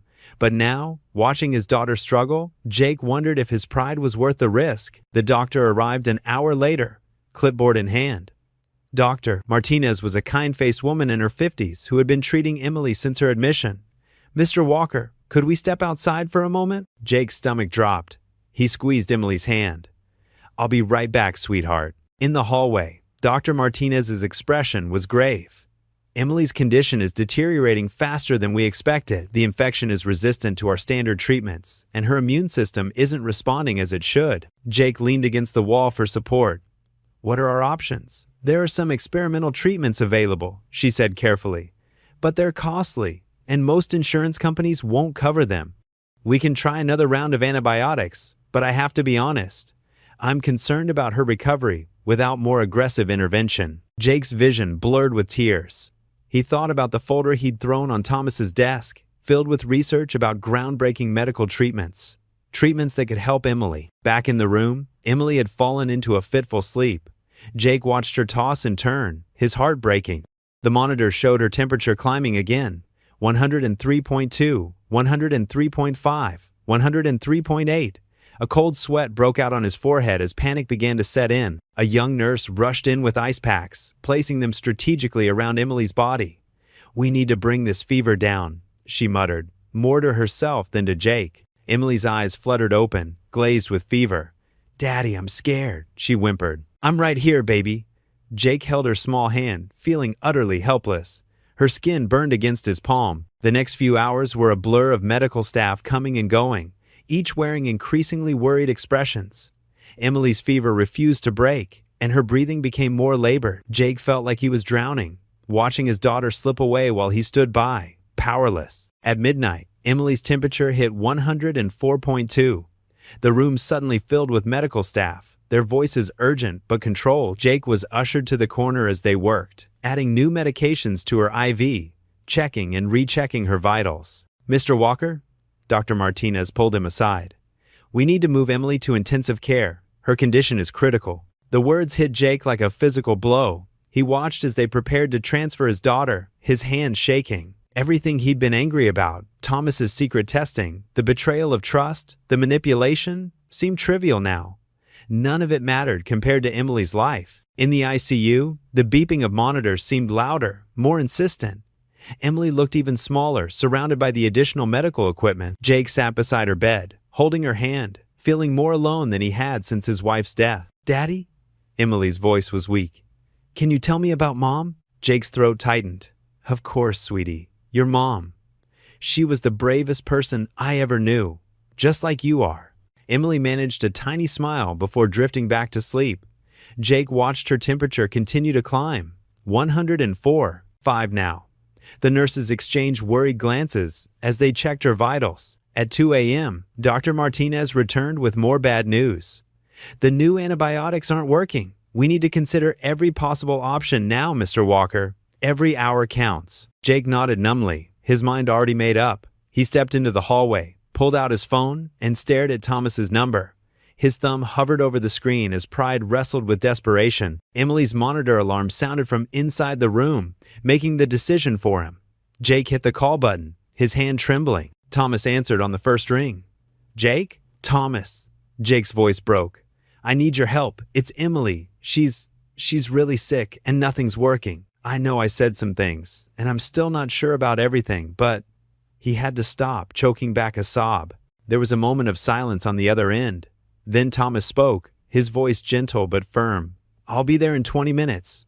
"Which hospital?" Jake leaned against the wall, relief and fear warring in his chest. "Memorial. She's in the ICU. I'm on my way." "And Jake?" Thomas paused. "We're going to help her, I promise." The call ended, and Jake slid down the wall, his face in his hands. He didn't know if he could trust Thomas, didn't know if he was making the right choice. But as another alarm sounded from Emily's room, he knew one thing for certain. He had no other choice left to make. Thomas burst through the hospital doors, his usual composed demeanor replaced by genuine concern. Behind him, a team of doctors in pristine white coats followed with purposeful strides. Jake looked up from Emily's bedside, his eyes red-rimmed from lack of sleep and worry. "Jake," Thomas said softly, approaching the bed. "I brought the best specialists I know." Jake's throat tightened. He glanced at his daughter's pale face, then back at Thomas. The machines continued their steady beeping, a reminder of how serious things had become. "I don't know if I can," Jake started, his voice cracking. "Please," Thomas interrupted. "Let me help. No strings attached." His eyes held a warmth Jake had never seen before. "These doctors are from my research facility. They understand Emily's condition better than anyone else." Jake ran his fingers through his disheveled hair, conflict evident on his face. The weight of his pride battled against his daughter's needs. Emily stirred in her sleep, her small hand clutching the blanket. "All the medical bills," Thomas continued quietly. "Everything she needs. I'll take care of it." A nurse entered the room, checking Emily's vitals. The specialist huddled near the door, speaking in hushed tones as they reviewed her charts. Jake watched them, feeling overwhelmed by their presence. "Why?"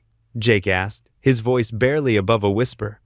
"After everything that happened, why would you still want to help us?" Thomas pulled up a chair next to Jake. For a moment, he just sat there, watching Emily's peaceful face, because sometimes doing the right thing isn't about business or research or proving a point. He paused, choosing his words carefully.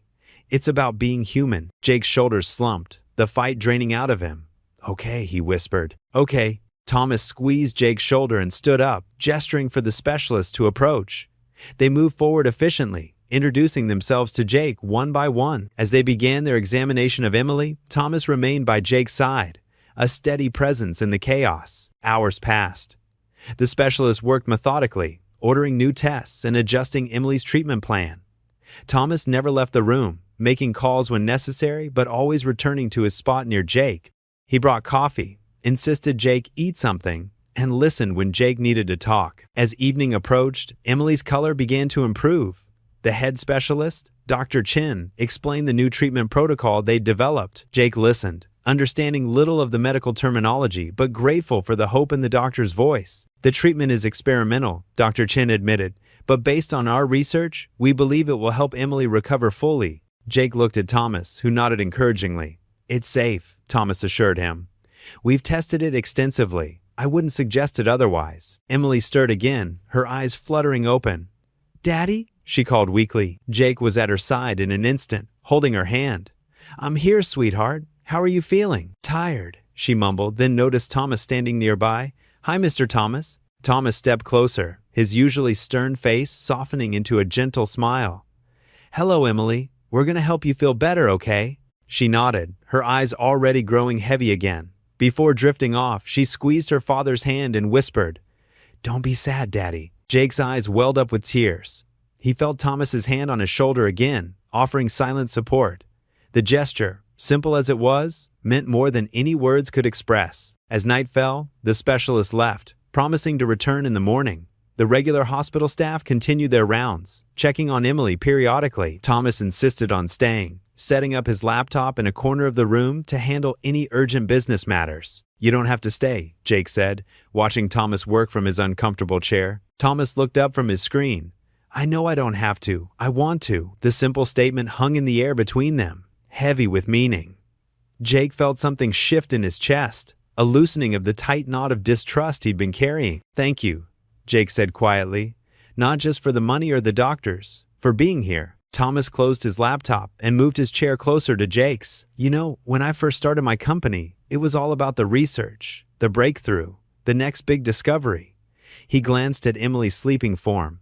"But somewhere along the way, I forgot what it was really about, helping people, making a difference in their lives." Jake listened, hearing the honesty in Thomas's voice.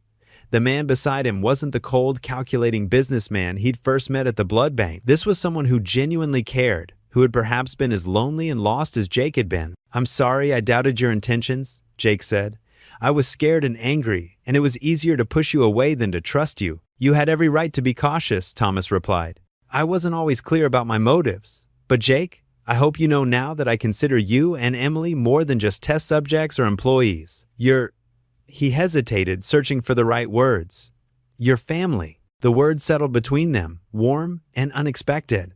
Jake looked at Thomas, really looked at him, and saw the same loneliness he'd been carrying since losing his wife. They were two broken people who had somehow found their way to each other through circumstances neither could have predicted. Emily's monitors beeped steadily in the background, a rhythm that was becoming more stable with each passing hour.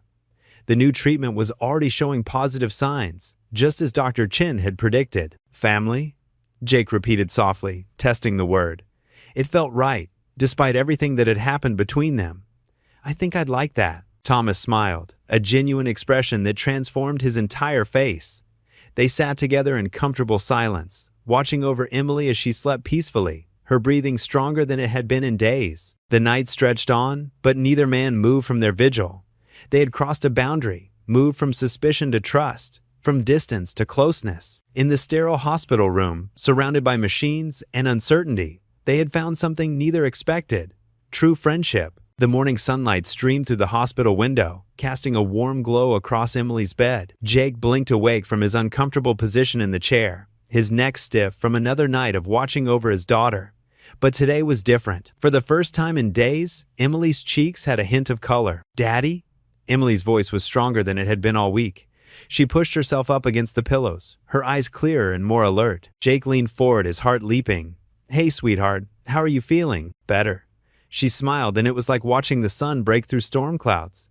"My head doesn't hurt anymore." Thomas, who had been quietly reading reports in the corner, set down his papers and approached the bed. He'd been there every day, arriving early and leaving late, coordinating with the medical team and ensuring Emily received the best care possible. "That's wonderful news, Emily," Thomas said, his usually stern face softening.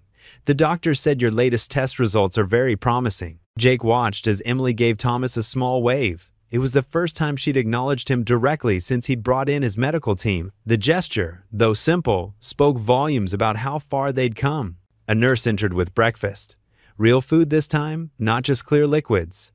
Emily's eyes lit up at the sight of pancakes, and Jake felt tears prick at his corners of his eyes. He quickly wiped them away before anyone could notice. "The treatment is working exactly as we hoped," Thomas explained quietly to Jake while Emily ate.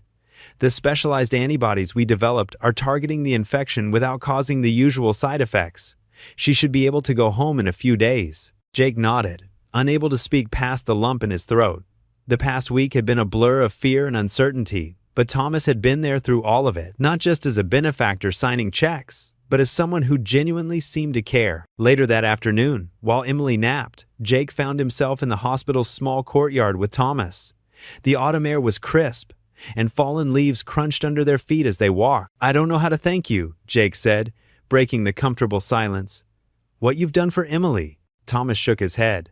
"You don't need to thank me. This is why I do what I do, Jake. The research, the testing. It's all about helping people like Emily." Jake stopped walking, studying the man beside him. Gone was the mysterious businessman who had first approached him at the blood bank. In his place was someone who looked tired but satisfied, his usual polish slightly rumpled from days spent at the hospital. "I misjudged you," Jake admitted. When I found out about the testing, I thought you were just using people, using me." Thomas leaned against a wooden bench, his expression thoughtful. "I understand why you felt that way. My methods aren't always conventional, and I'm not always good at explaining my intentions.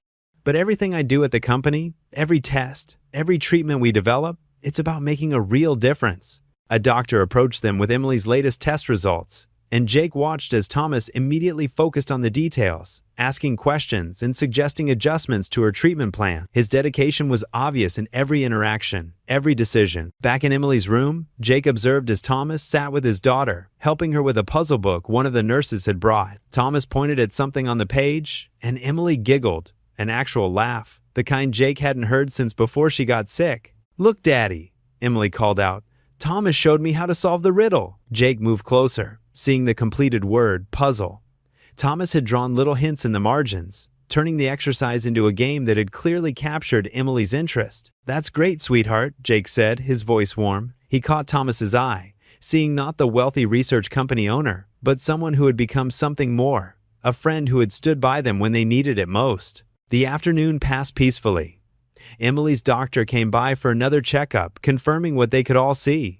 She was getting better. The specialized treatment was working exactly as Thomas had promised it would. As the sun began to set, casting long shadows across the hospital room, Jake watched Thomas gathering his things to leave for the day. The man paused by Emily's bed, where she had fallen asleep surrounded by puzzle books and crayons. "Same time tomorrow?" Thomas asked quietly, adjusting Emily's blanket with a gentleness that spoke of genuine care. Jake nodded, feeling a profound shift in his understanding of the man before him.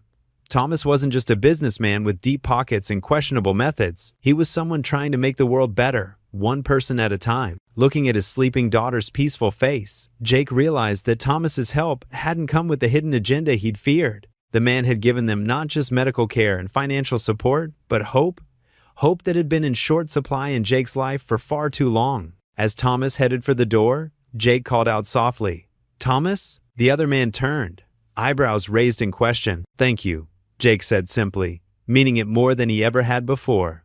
"For everything." Thomas's usual professional mask softened into a genuine smile. "Get some rest, Jake. I'll see you both tomorrow." Watching Thomas leave, Jake settled back into his chair beside Emily's bed. His daughter's steady breathing filled the quiet room, and for the first time in days, he felt truly at peace. The man he'd once viewed with suspicion had become someone he trusted completely. Someone who had proved that sometimes help comes from the most unexpected places. Emily stirred in her sleep, a small smile on her face. Jake reached out and took her hand, feeling the warmth that had returned to her fingers. Thanks to Thomas's intervention, his daughter was getting better. And somehow, along the way, Jake had found not just a benefactor, but someone who genuinely cared about making a difference in their lives. The morning sunlight streamed through the hospital window, casting a warm glow across Emily's sleeping form. Jake watched his daughter's chest rise and fall with steady breaths, a sight that filled him with profound relief.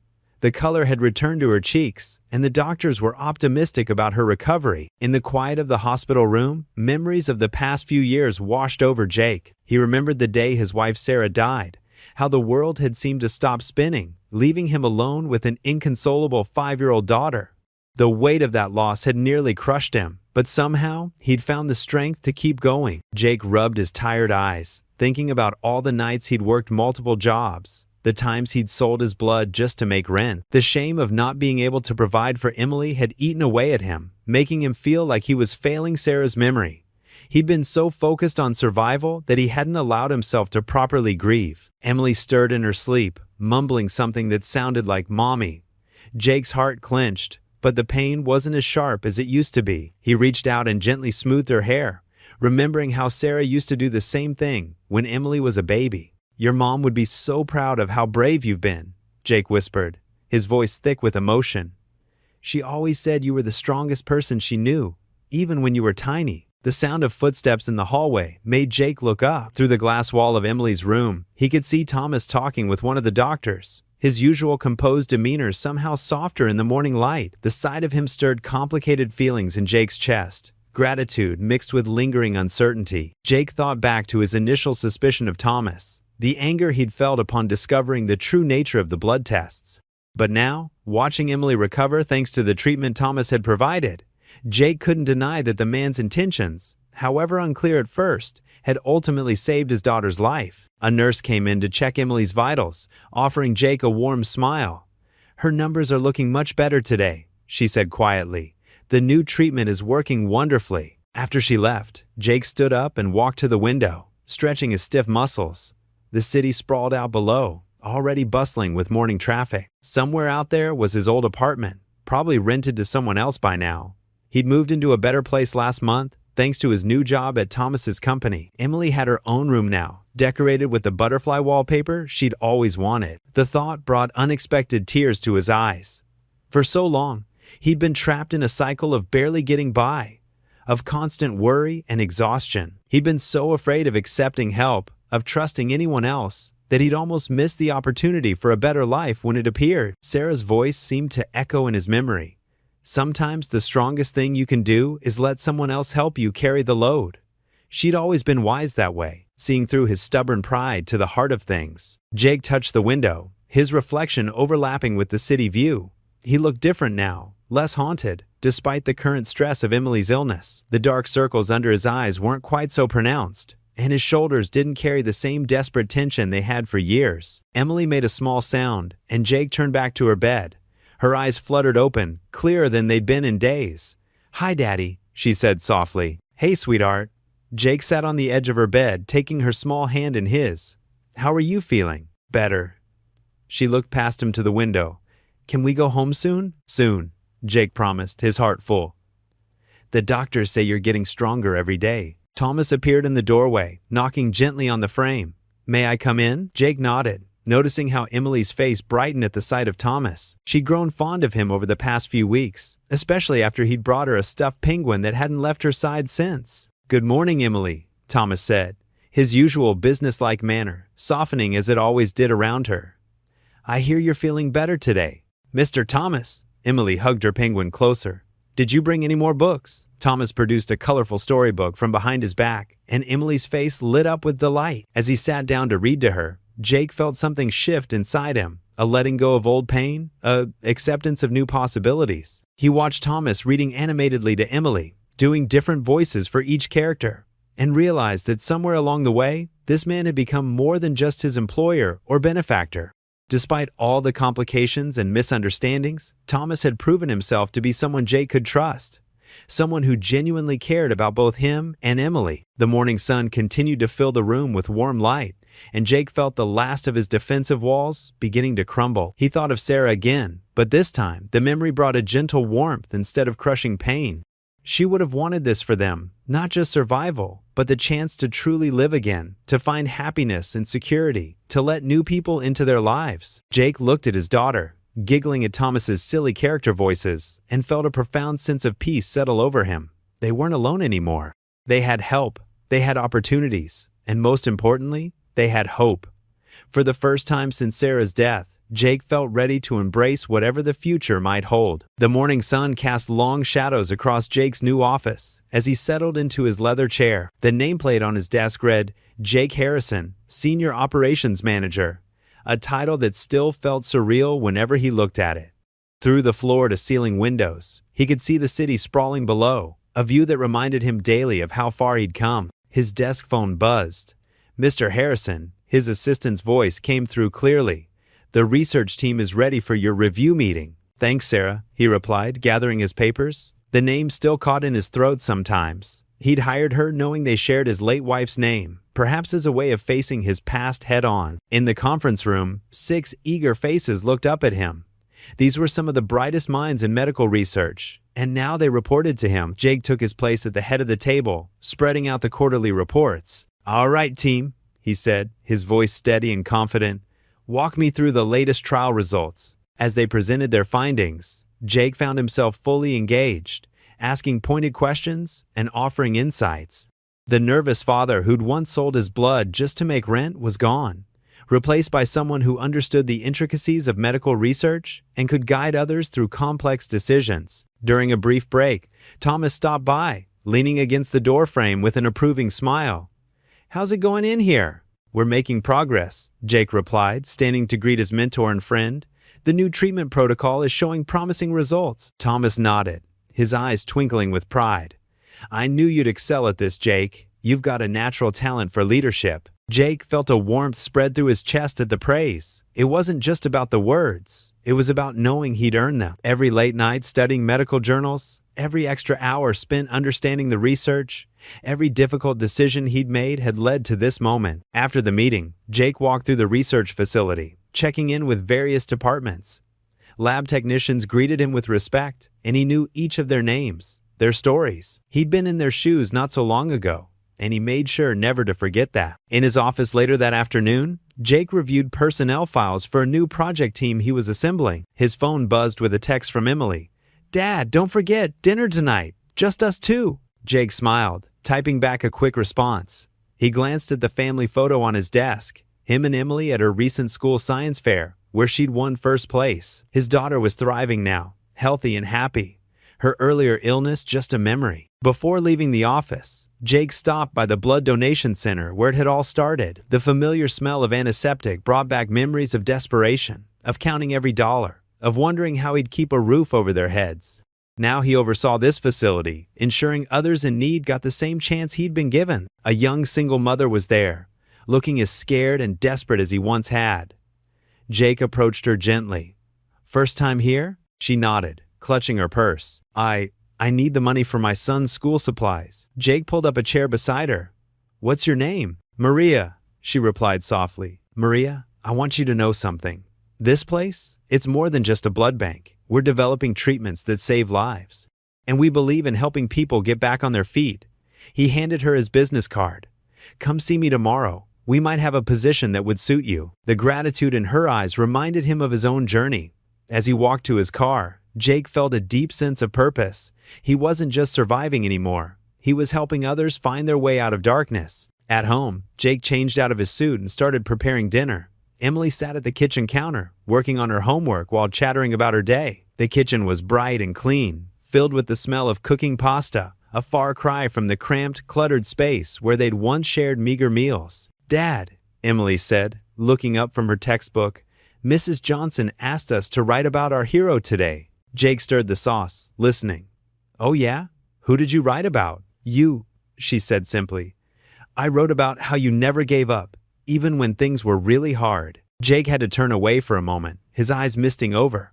When he composed himself, he served their dinner, a proper meal with fresh ingredients, not the budget meals of their past. As they sat together at their small dining table, Jake looked at his daughter, now 12, growing more beautiful and brilliant every day. She looked so much like her mother, but she had his determination, his resilience. "Emily," he said, reaching across to take her hand, "I want you to know something." She looked up, fork paused halfway to her mouth. "Everything I've done, everything I'm still doing, it's all for you. When your mom died, I was so scared I wouldn't be enough. But you gave me the strength to keep going. You're the reason I get up every morning, the reason I keep fighting to make things better." Emily squeezed his hand, her eyes shining. "I know, Dad, and you're doing great. I love you so much, kiddo," Jake continued, his voice thick with emotion. "And I promise you, I'm going to keep fighting for our future every single day." "I love you too, Dad," Emily replied, getting up to give him a hug. "And I'm really proud of you." They sat there in their warm kitchen, sharing a meal and sharing their love, both knowing that whatever challenges lay ahead, they would face them together. Jake stared at the pristine white walls of his corner office, so different from the cramped apartment kitchen where he used to sort through overdue bills. His Italian leather shoes clicked against the polished floor as he paced, trying to shake off the unease that had been growing inside him. Through the floor-to-ceiling windows, he watched workers in white lab coats moving through the facility below. They reminded him of his first days here, desperate and selling his blood just to make rent. Now he supervised those same labs, making decisions that affected hundreds of lives. His phone buzzed. Another message from Thomas about the upcoming board meeting. Jake's stomach tightened as he thought about the presentation he needed to give, explaining how they'd expand their testing program to more clinics, reaching more desperate people just like he had been. "Mr. Harrison?" His assistant's voice crackled through the intercom. "The research team is ready for your review." Jake straightened his tie, a silk one Thomas had given him for his promotion. "Send them in." 3 scientists entered, carrying tablets and thick folders. They spread their materials across his sleek conference table, talking excitedly about their latest breakthrough. Jake nodded along, but their words began to blur together as a familiar feeling of disconnect washed over him. "The results are promising," one scientist said, pointing to a graph. "With the new testing protocol, we can identify potential candidates much faster." "Candidates," Jake repeated softly. The word felt wrong in his mouth. These were people, parents, maybe single fathers, like he had been, selling their blood to keep their families afloat. "Is everything all right, Mr. Harrison?" the youngest scientist asked, noticing his distraction. Jake forced a smile. "Just thinking through the implications. Please continue." But as they talked about efficiency rates and success metrics, Jake's mind wandered to Emily. She was thriving now, attending a private school Thomas had recommended. Her health had improved dramatically after the treatment, and she smiled more than ever. Yet something about it all felt hollow. After the meeting, Jake closed his office door and loosened his tie. He caught his reflection in the window, designer suit, perfectly trimmed hair, expensive watch. A far cry from the man who used to work 3 jobs just to survive. "What would Sarah think?" he whispered, thinking of his late wife. Would she recognize the man he'd become? Would she be proud of his success or ashamed of how he'd achieved it? His phone buzzed again. Thomas wanted to see him. Walking through the pristine corridors to Thomas's executive suite, Jake passed more labs, more testing rooms. Behind each window, he saw himself from months ago. Desperate people hoping for a better life, not knowing they were part of something bigger, something that still made Jake's conscience ache. Thomas's office dwarfed Jake's. The older man stood at his desk, reviewing documents on multiple screens. "Jake?" he said warmly. "How did the research review go?" "Fine," Jake said automatically, then stopped. The weight of everything, the guilt, the confusion, the moral ambiguity, suddenly felt crushing. "Actually, no, it's not fine." Thomas looked up, his expression concerned. "What's wrong?" "Everything," Jake's voice cracked.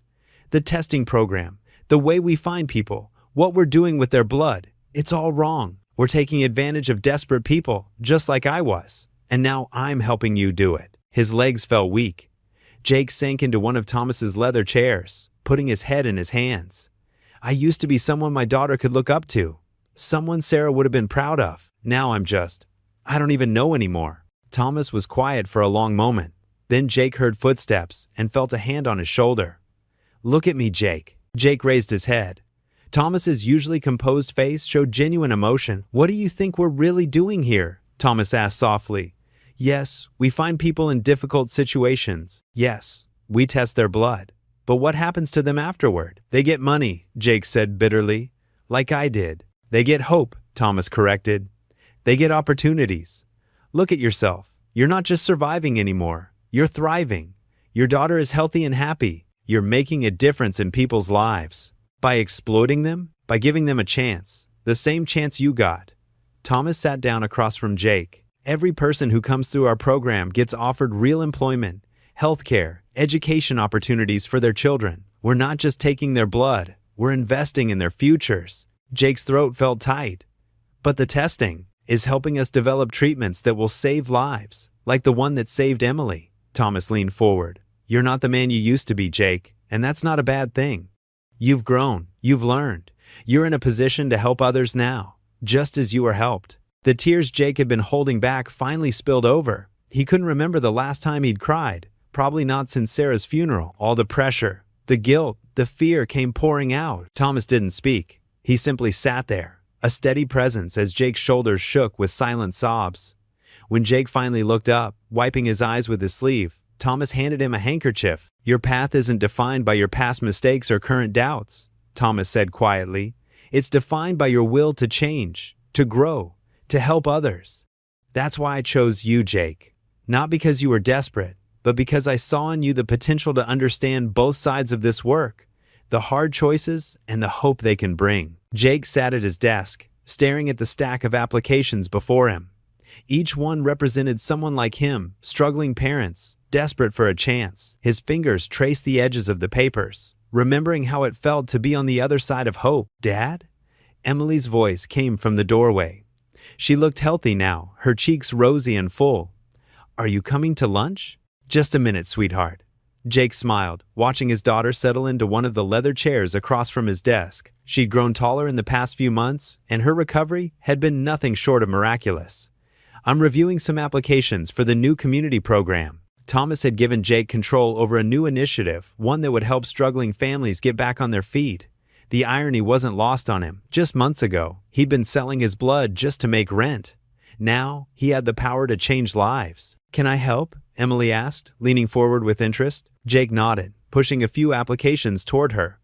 "Tell me which ones you think need help the most." As Emily read through the stories, her face softened with empathy. "This lady has 3 kids, Dad, and she works 2 jobs, just like you used to." Maria Rodriguez? Jake read the name.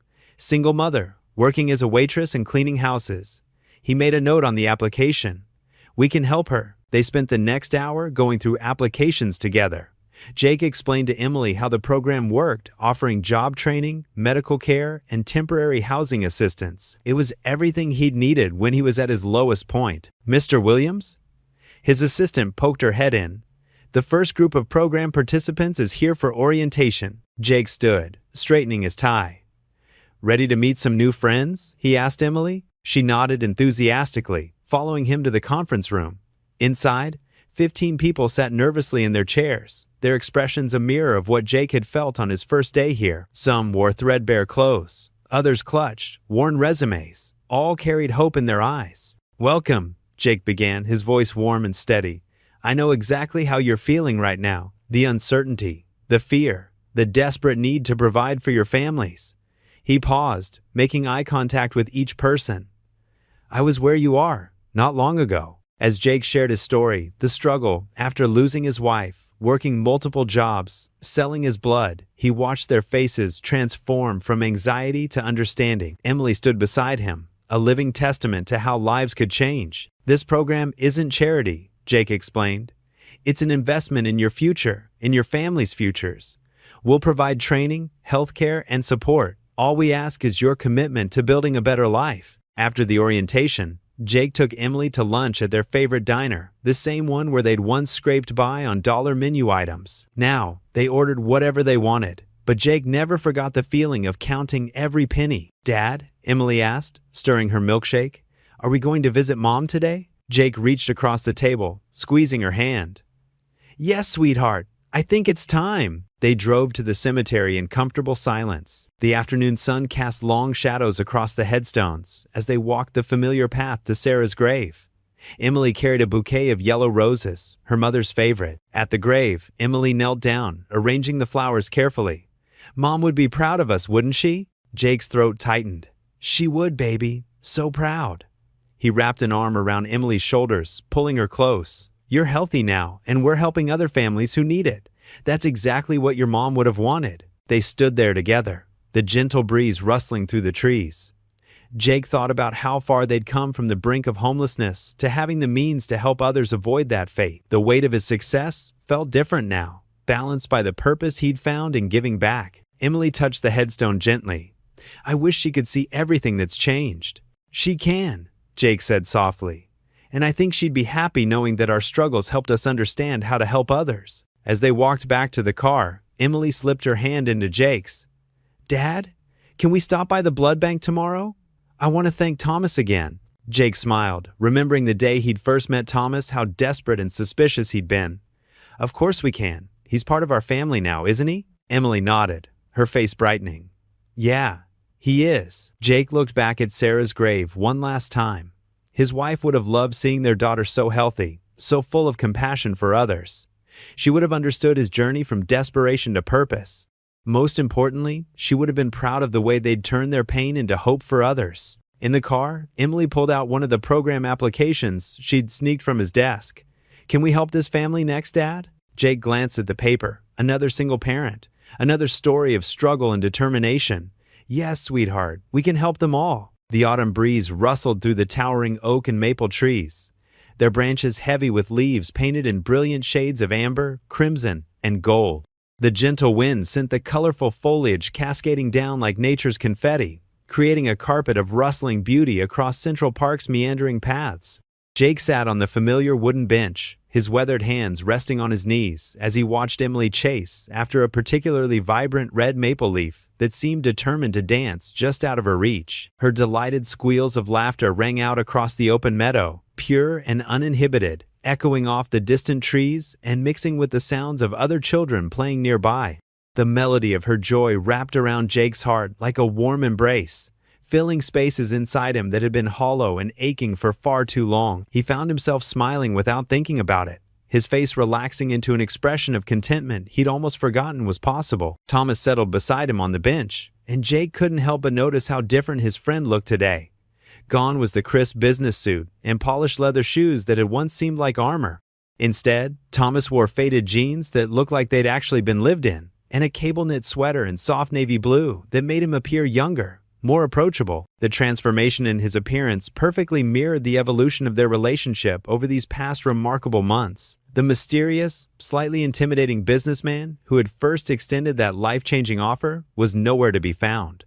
In his place sat someone who had gradually, naturally, become an integral part of their small family. "She looks so much better," Thomas observed, his voice carrying a note of wonder as he watched Emily finally capture her prize leaf and hold it up triumphantly toward the sky. "It's honestly hard to believe she was lying in that hospital bed just a few months ago, so pale and still." Jake nodded slowly, feeling that familiar tightness in his throat that came whenever he remembered those terrifying weeks.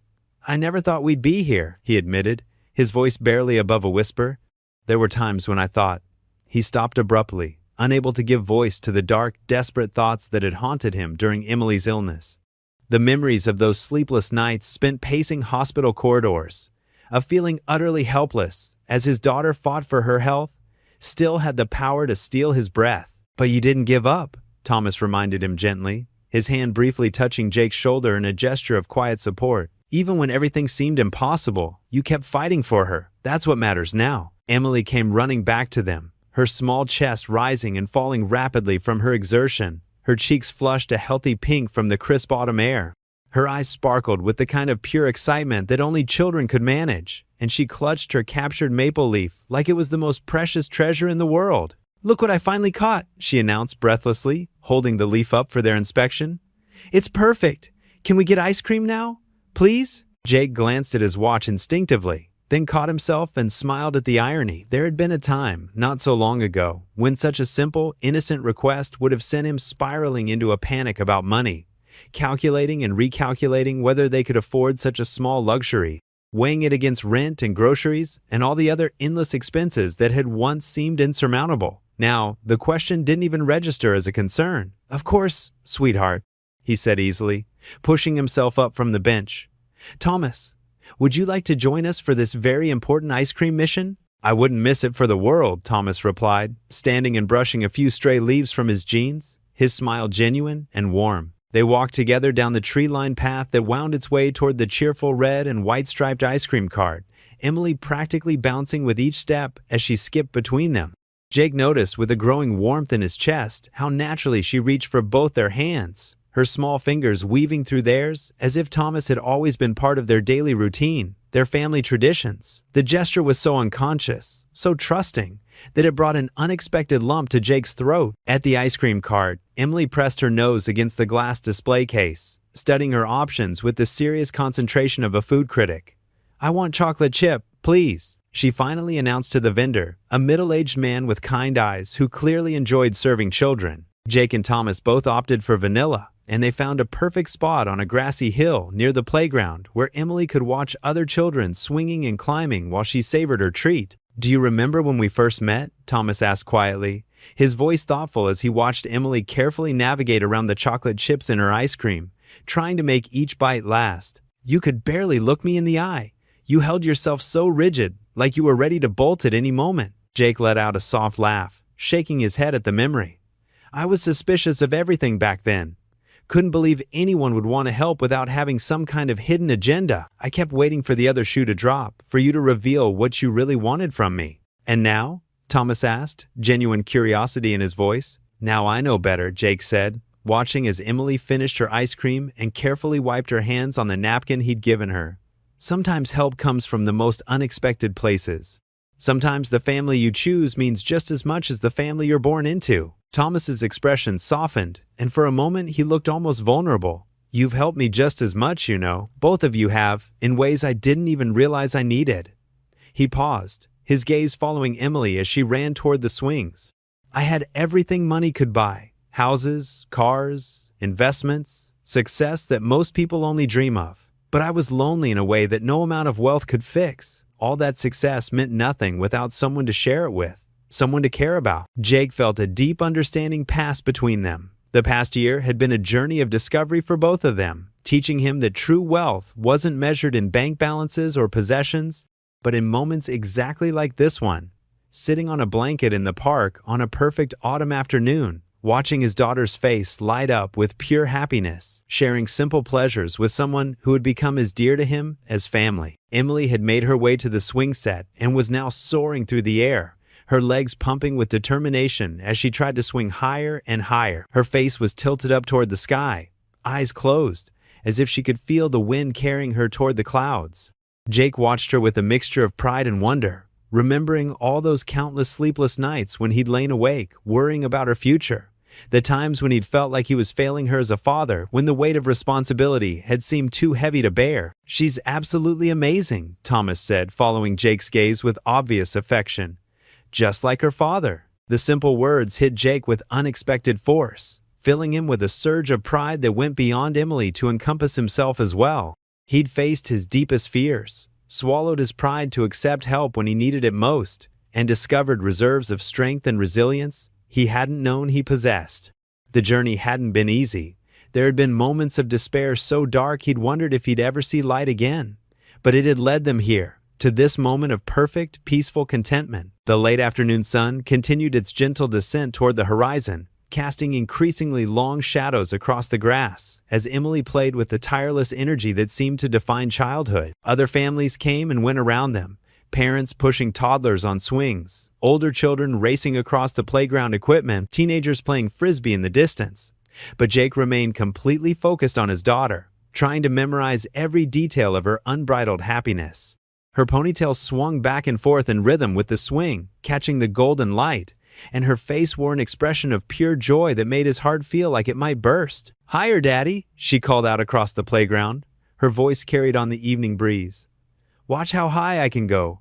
I bet I can touch the clouds." Jake stood up from their spot on the hill, brushing grass from his jeans as he moved closer to the swing set. "I see you, sweetheart," he called back, cupping his hands around his mouth. "You're doing amazing. You're practically flying." Thomas joined him at the edge of the playground, and they stood shoulder to shoulder, both watching Emily's determined efforts to swing higher than any child had ever swung before. The simple act of standing there together, sharing this moment of parental pride and affection, spoke volumes about the incredible distance they'd traveled from that first awkward meeting at the blood donation center. They had evolved from desperate strangers bound together by circumstance into something far more meaningful, a chosen family built on trust, mutual respect, and genuine care. As the sun continued its descent, painting the sky in increasingly brilliant shades of orange and pink, Emily's boundless energy finally began to show signs of waning. She slowed her swinging gradually, then jumped off with a final burst of enthusiasm and ran back to them. Her cheeks flushed and her hair slightly mussed from her adventures. She was breathless but beaming, practically glowing with satisfaction. "That was the best swinging ever," she announced, throwing her arms around Jake's waist in an impromptu hug. "Can we come back tomorrow? And the day after that? Can we make this our special place?" Jake smoothed her windblown hair with gentle fingers, marveling at how soft and healthy it felt. "We'll see about tomorrow, sweetheart," he said with a smile. "But maybe we can make this a regular weekend tradition. Would you like that?" "Yes," Emily exclaimed, then turned to Thomas with hopeful eyes. "You'll come too, right? It's not the same without you." Thomas's expression grew tender, and Jake could see how much Emily's easy acceptance and affection meant to him. "I wouldn't miss it," Thomas promised, crouching down to her eye level. "We're a team now, remember?" As they began gathering their few belongings and preparing to leave, Jake took one last long look around the park that had become so special to them. The setting sun had transformed the sky into a masterpiece of color, brilliant oranges melting into deep purples, with streaks of pink and gold threading through the clouds like brushstrokes on a canvas. The autumn trees stood silhouetted against this magnificent backdrop, their nearly bare branches reaching toward the heavens like grateful arms. Emily walked between them as they made their way back down the winding path, once again claiming both their hands and swinging them back and forth as she chattered excitedly about all the things she wanted to do on their next visit. Her voice carried clearly in the crisp evening air, full of plans and dreams, and the kind of hopeful enthusiasm that reminded Jake why fighting for their future had been worth every struggle. A profound sense of peace settled over Jake's shoulders like a warm blanket, replacing the crushing weight of worry and fear that had been his constant companion for so long. The anxiety that had once kept him awake at night, the desperate calculations about money and bills and survival, had been replaced by something infinitely lighter and brighter: hope. Not just hope for getting through another day, but hope for Emily's bright future, hope for the continuing growth of their unconventional but loving family, hope for joy and laughter and countless more afternoons like this one. Thomas caught his eye as they walked, and they shared a look of complete understanding. No words were necessary to express what they both felt: profound gratitude for the unexpected turns life had taken, for the bonds they'd forged through hardship and trust, for the second chances they'd been given when they'd thought all was lost. Sometimes the most beautiful things in life came disguised as disasters, and sometimes the people who changed your world forever entered your life in the most unlikely ways. Emily's excited voice continued to fill the evening air as she planned elaborate adventures for their future park visits, her imagination spinning tales of treasure hunts and picnics, and maybe even bringing a kite next time. Jake squeezed her small hand gently, his heart so full of love and contentment that he thought it might overflow. For the first time in years, maybe for the first time since his wife's death, he wasn't just surviving, wasn't just putting one foot in front of the other and hoping to make it through another day. He was truly living, embracing each precious moment with joy instead of fear, looking forward to tomorrow instead of dreading it. The park grew quieter around them as other families headed home for dinner and evening routines. The autumn leaves continued their eternal dance in the gentle breeze, swirling and spinning in small tornadoes of color before settling onto the path. Jake watched them with new eyes, seeing them not as symbols of endings and loss, but as reminders that change, while sometimes frightening, could lead to the most beautiful transformations. He looked down at his daughter, her face still glowing with happiness and health, then over at Thomas, whose presence had become as natural and necessary as breathing, and knew with absolute certainty that despite all the hardship they'd endured, all the moments when he thought they might not make it, they had not just survived. They had emerged stronger, happier, and more complete than ever before. What would you do if you were in their place? Comment your answer below and let's see how you'd rewrite the ending. If you enjoyed the story of Jake, I handpicked the next story that you will enjoy. Please don't miss this one. Click here to watch it.